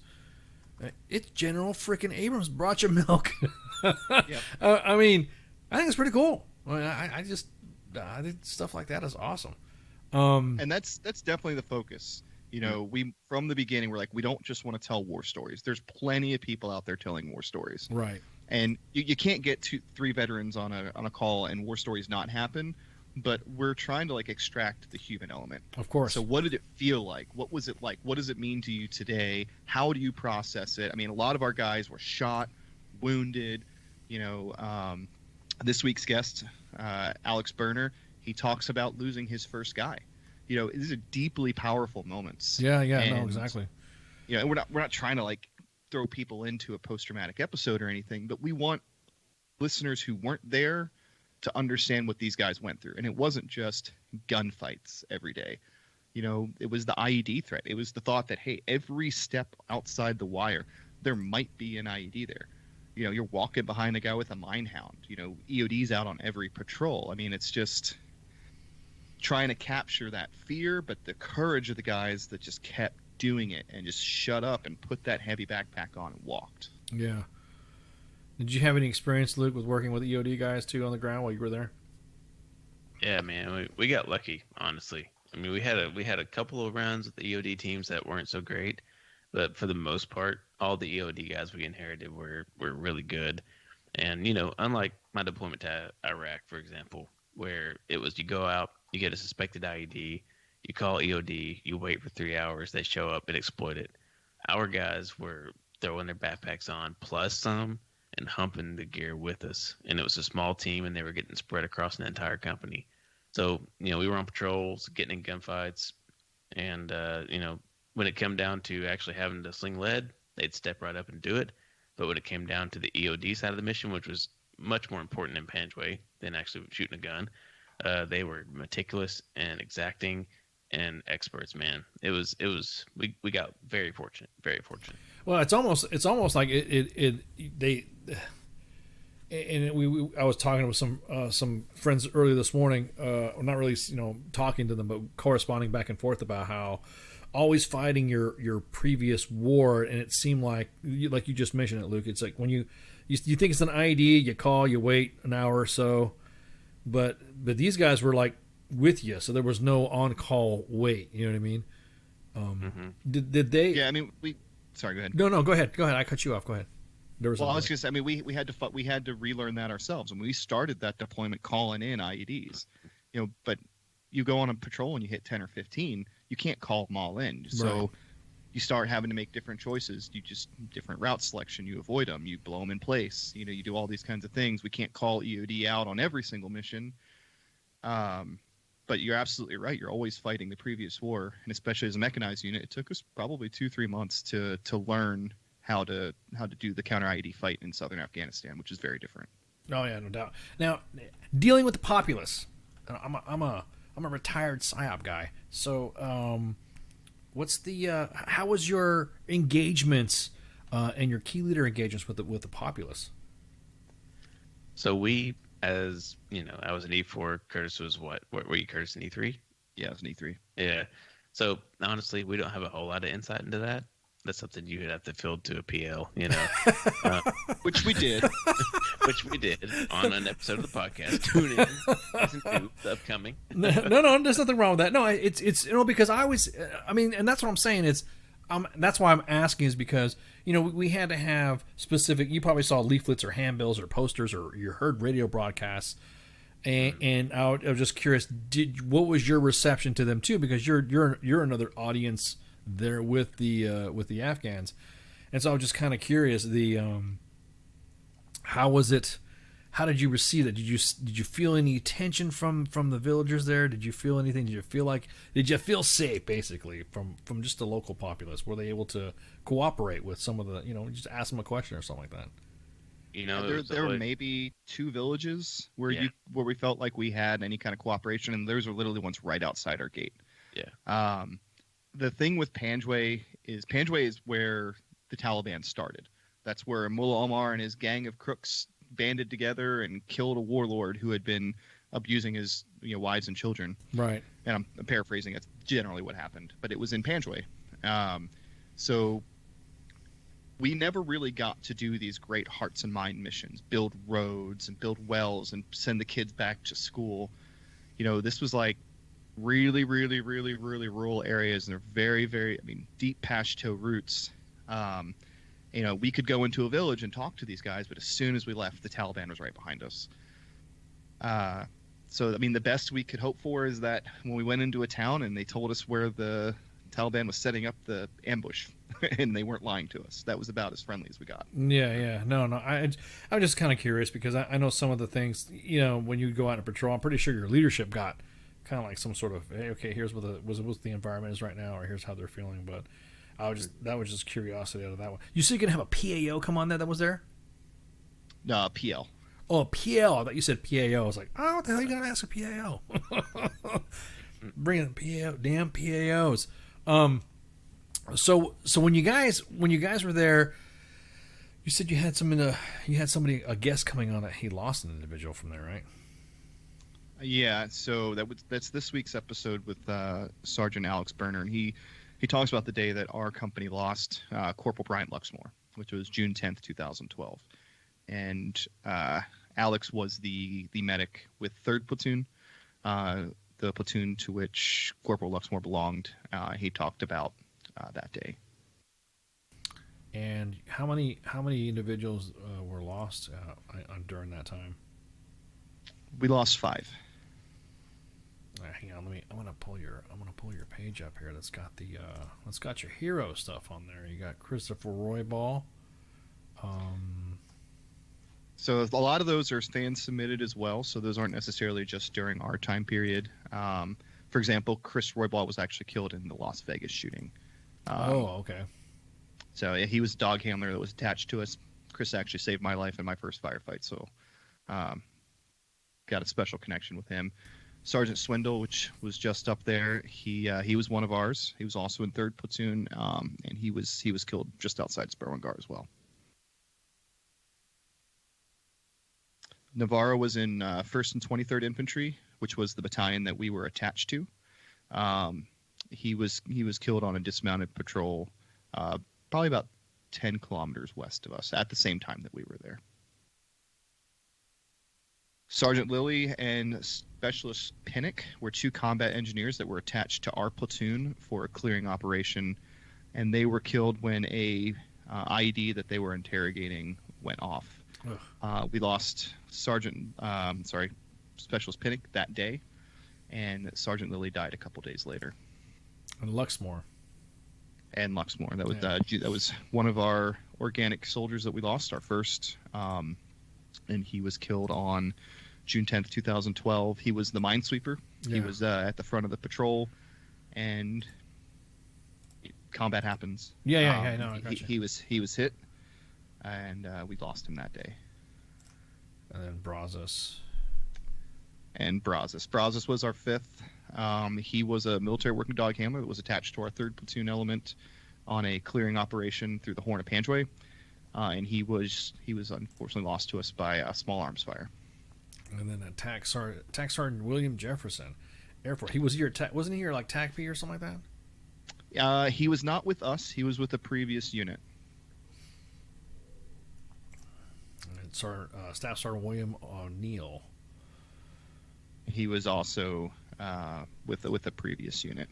So both of those fine gentlemen were lost at a time when the Canadian forces actually owned the AO.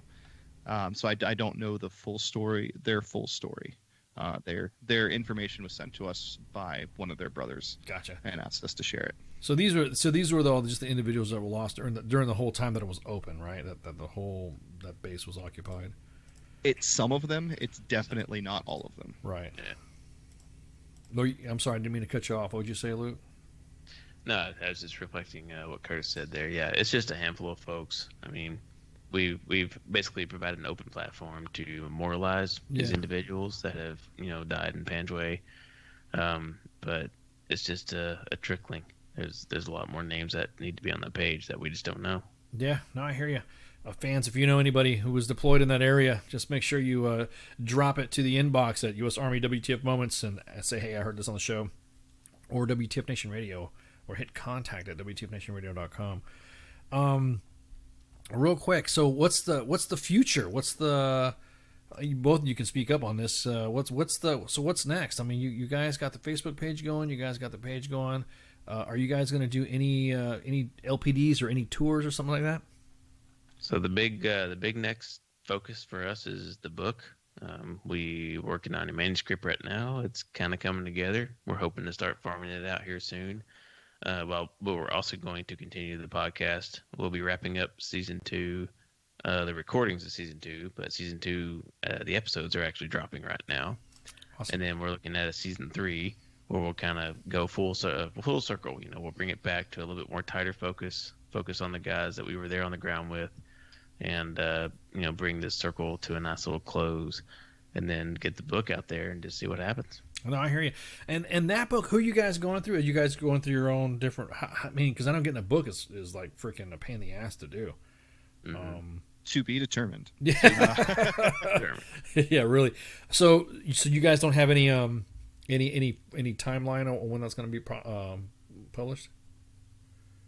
No, not on publishing. I would say we'll probably have a complete copy of the book by the end of the year. Gotcha. As far as publishing, that's going to depend on whether we can secure a publisher or whether we're going to be forced to self-publish. I would prefer to find a publisher. So if there's anybody out there that's got the hookup on publishers, we do have some content ready to share. Well, we do. We've had on our break before we before you guys go. When we're done here. Just stick with me on the phone and we'll I'll help you out on that one. Fantastic, thank you. But nice. So Luke, Curtis, Panjwai Podcast. Yes. Thank you guys so much for hanging out with us, man. Yeah, thank you for the invite. Make sure you check them out. You guys are on. Oh yeah, you guys are on YouTube. You guys are on Facebook. You guys are on Twitter. You guys are on Instagram. You guys have an Instagram account too. Yeah, you do. We do. Yep. And you can find us, if you listen to podcasts, we're on every podcast platform you can imagine. Apple, Spotify, TuneIn, Pandora, iHeartRadio. Oh, you just name like it. just like us. Yeah, we're just in the same spots you're at. You had some supporters. You have who are your supporters? So our season 1 supporters, we had I believe it was National University, which is a veteran-founded university. They were very generous. And this season we have a kind of a minor clothing sponsor, which is Vertical Speed, which is a clothing company that is owned and operated by a current H-64 Apache helicopter pilot.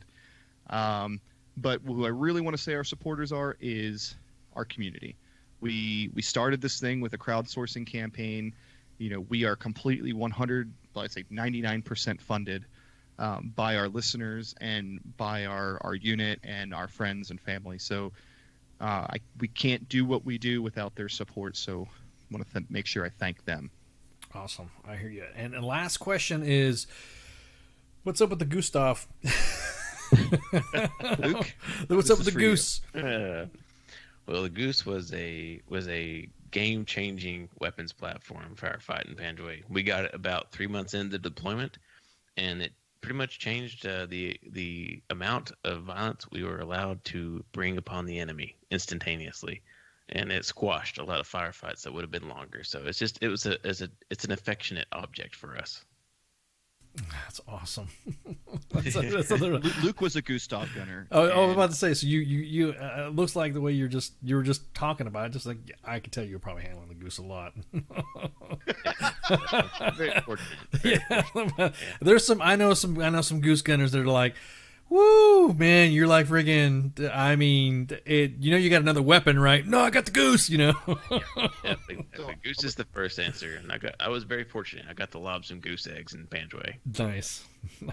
And at the risk of throwing a controversy in right at the end, we like the goose because we started carrying the goose instead of the M240 Bravo, because the M240 Bravo was worthless in Panjwai, and now we can let the chat ignite in fighting over that topic. So the goose, oh man, so the goose was actually punked out. I mean, you've got to think about it. It's a more powerful weapon, but how many rounds could you throw like quick on a goose? I've only seen just a couple of shots, but I've never seen any what's considered a rapid fire, goose attack. What's when you're lobbing the eggs? How many eggs a minute can you throw out?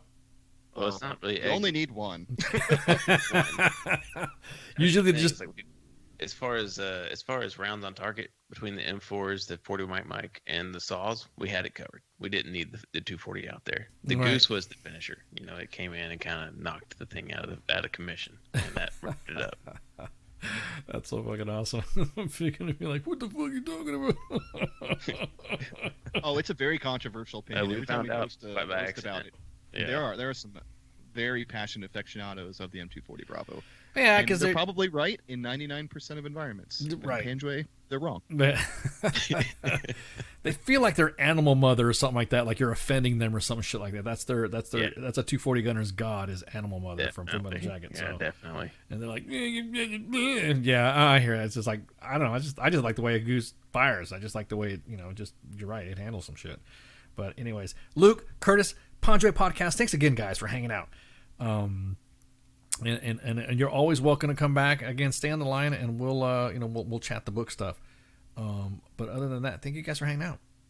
All right, thank you. Appreciate it, man. All right, fans, we're gonna take a real quick break, and we'll be right back. And everyone, go refill your glasses. Go hit that latrine or bathroom, whatever you want to call it. I don't know if you say anything wrong, but whatever. Shots. We'll be right back. Hello, mama. Hello, daddy. I've got something that I've never said before. Went down south of the border. Now life, it's got a little harder for me.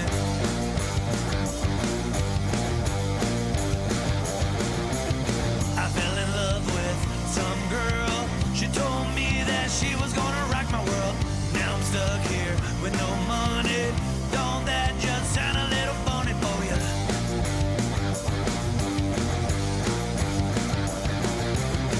Well, her name was Maria. She told me she was always by my side.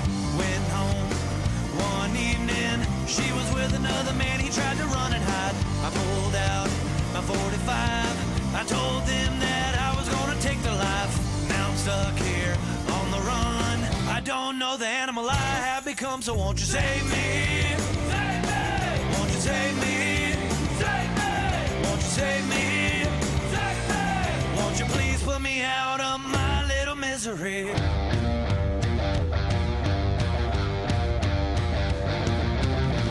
Well, I know life is short.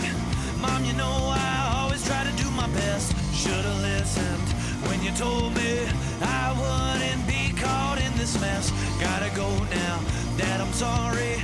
Everybody, all y'all need to know this is life, a true story. When you chase ass down in Mexico, save me, save me. Won't you save me, save me, save me, save me. Won't you please put me out of my little misery?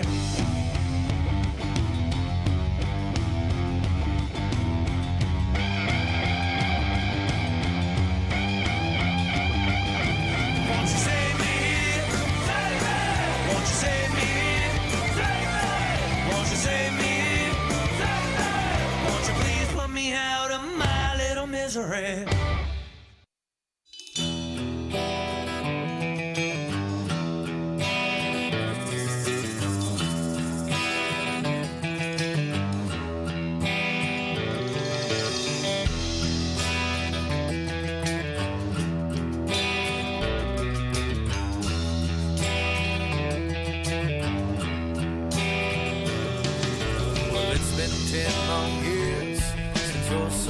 Shine my face since I made my way out west, since I've been tied to fate.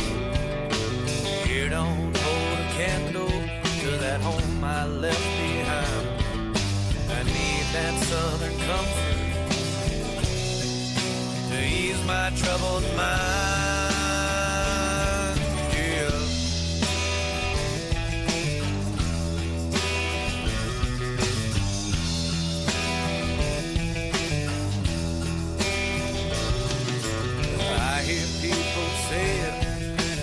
Never go back home.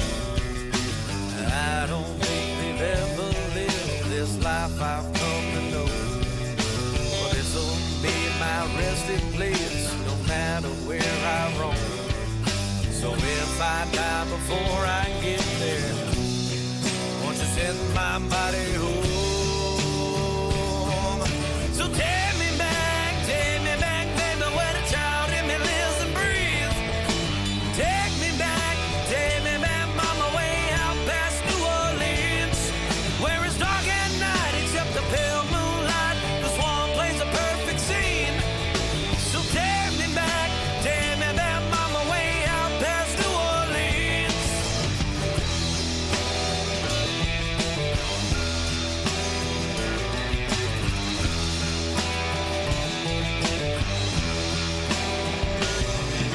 Well, it's been 10 long years since your sun has shined my face, since I made my way out west, since I've been tied to fate.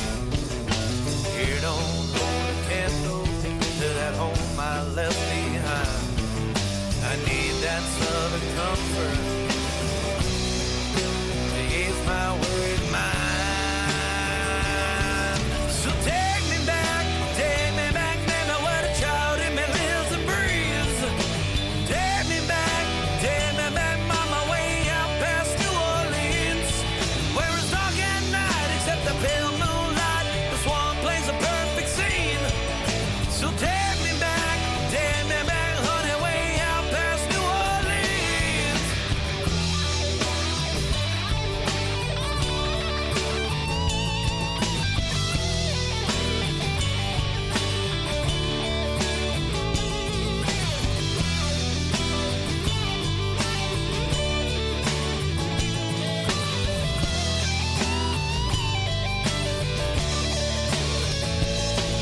Where the southern pride, it runs deep inside.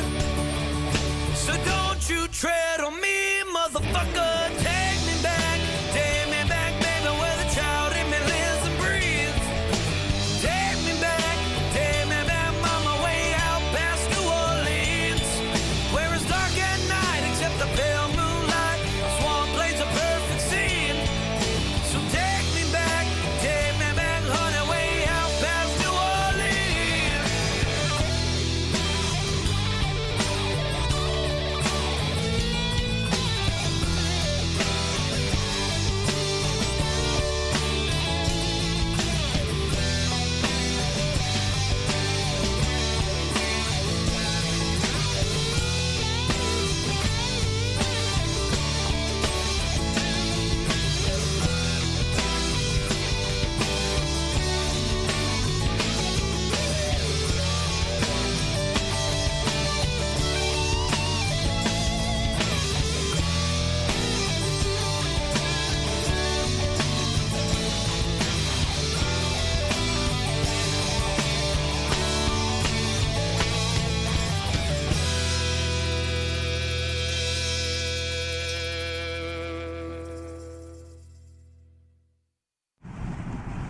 If that's really a thing, and I get authorized to do it once, it's pretty much gonna be me sitting there talking shit, like, constantly. The voice of U.S. Army, WTF Moments. This is WTF Nation Radio. Panjwai, I'm probably gonna get murdered in all the chats and all that. I'm gonna be like, you didn't say the name right.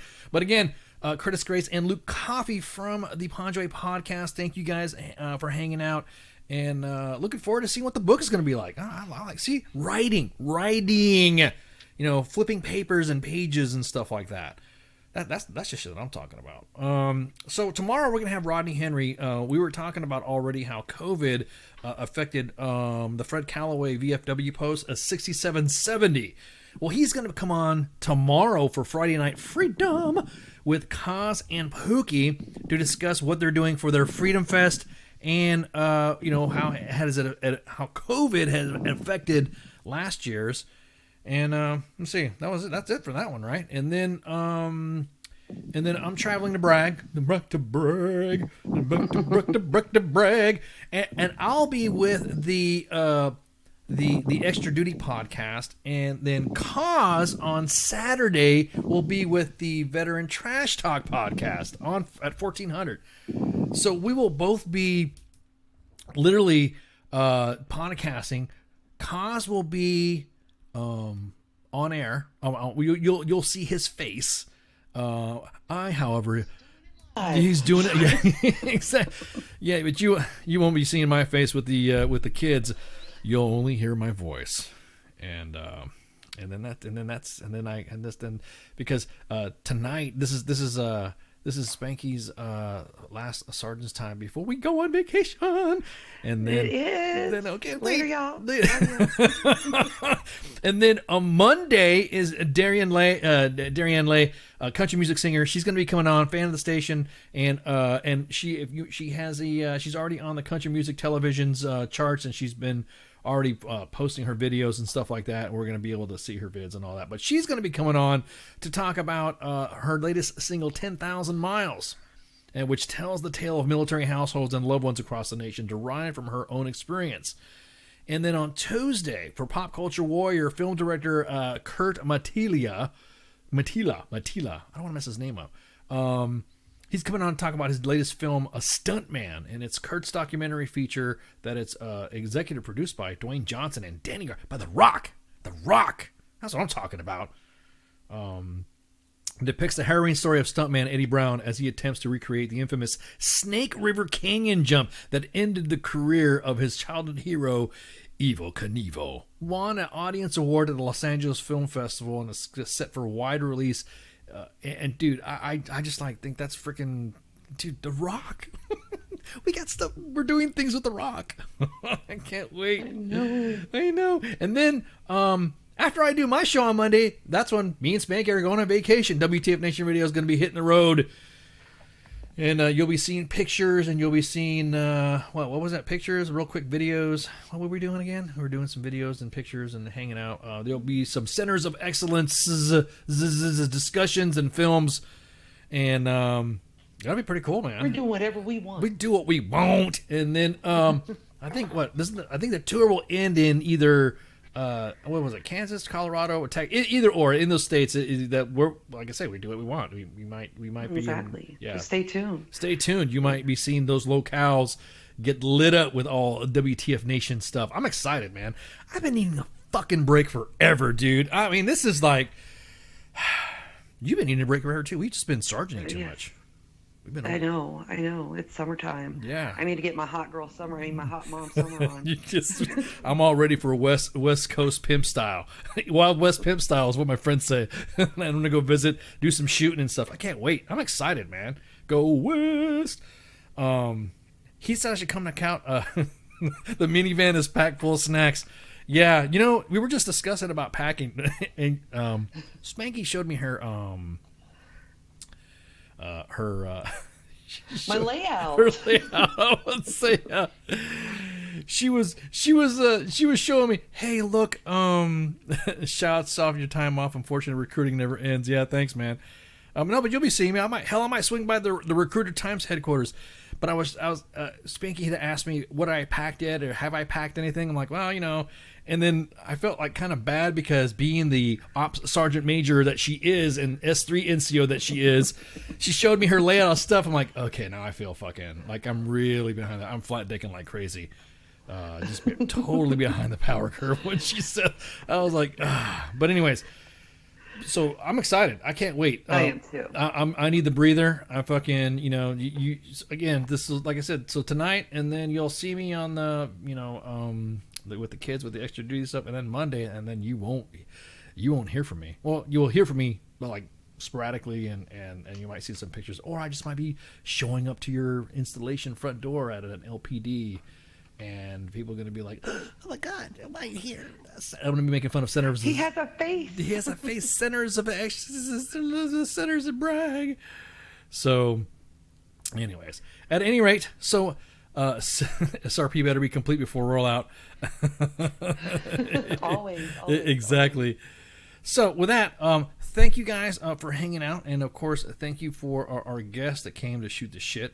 But with that, you got anything for Spanky? You got anything else?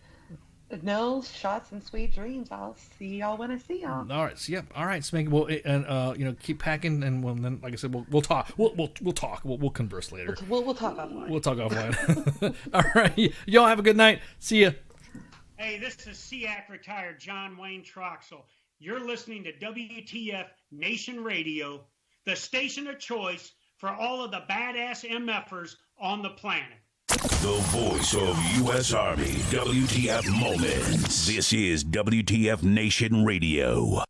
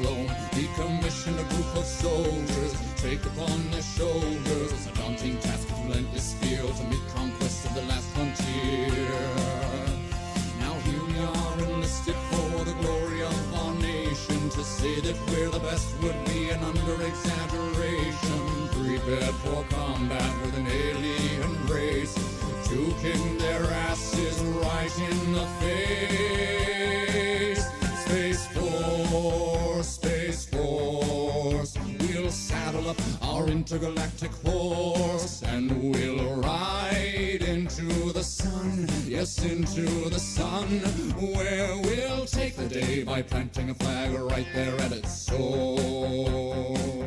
Space Force.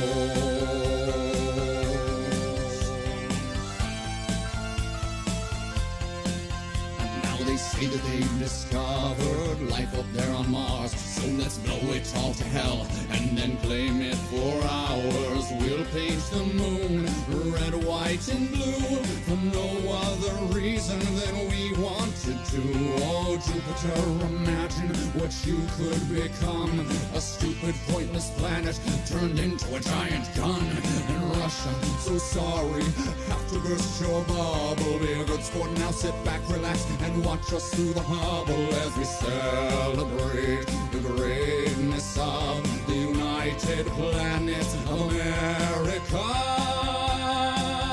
Space Force, Space Force. We'll saddle up our intergalactic horse and we'll ride into the sun, yes, into the sun, where we'll take the day by planting a flag right there at its source. Space Force.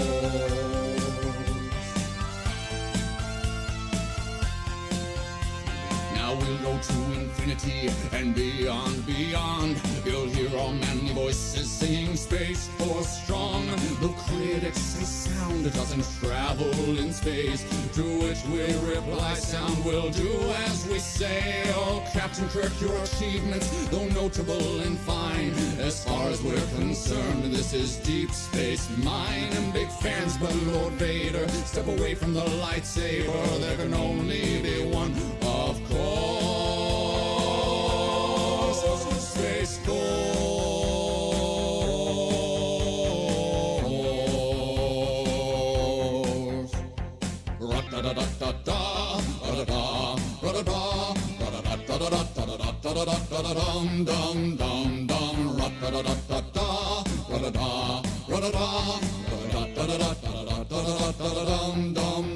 Dum dum dum dum, Space Force, Space Force. We'll saddle up our intergalactic horse and we'll ride into the sun, yes, into the sun, where we'll take the day by planting a flag right there at its source.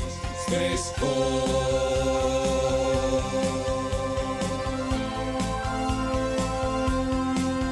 Space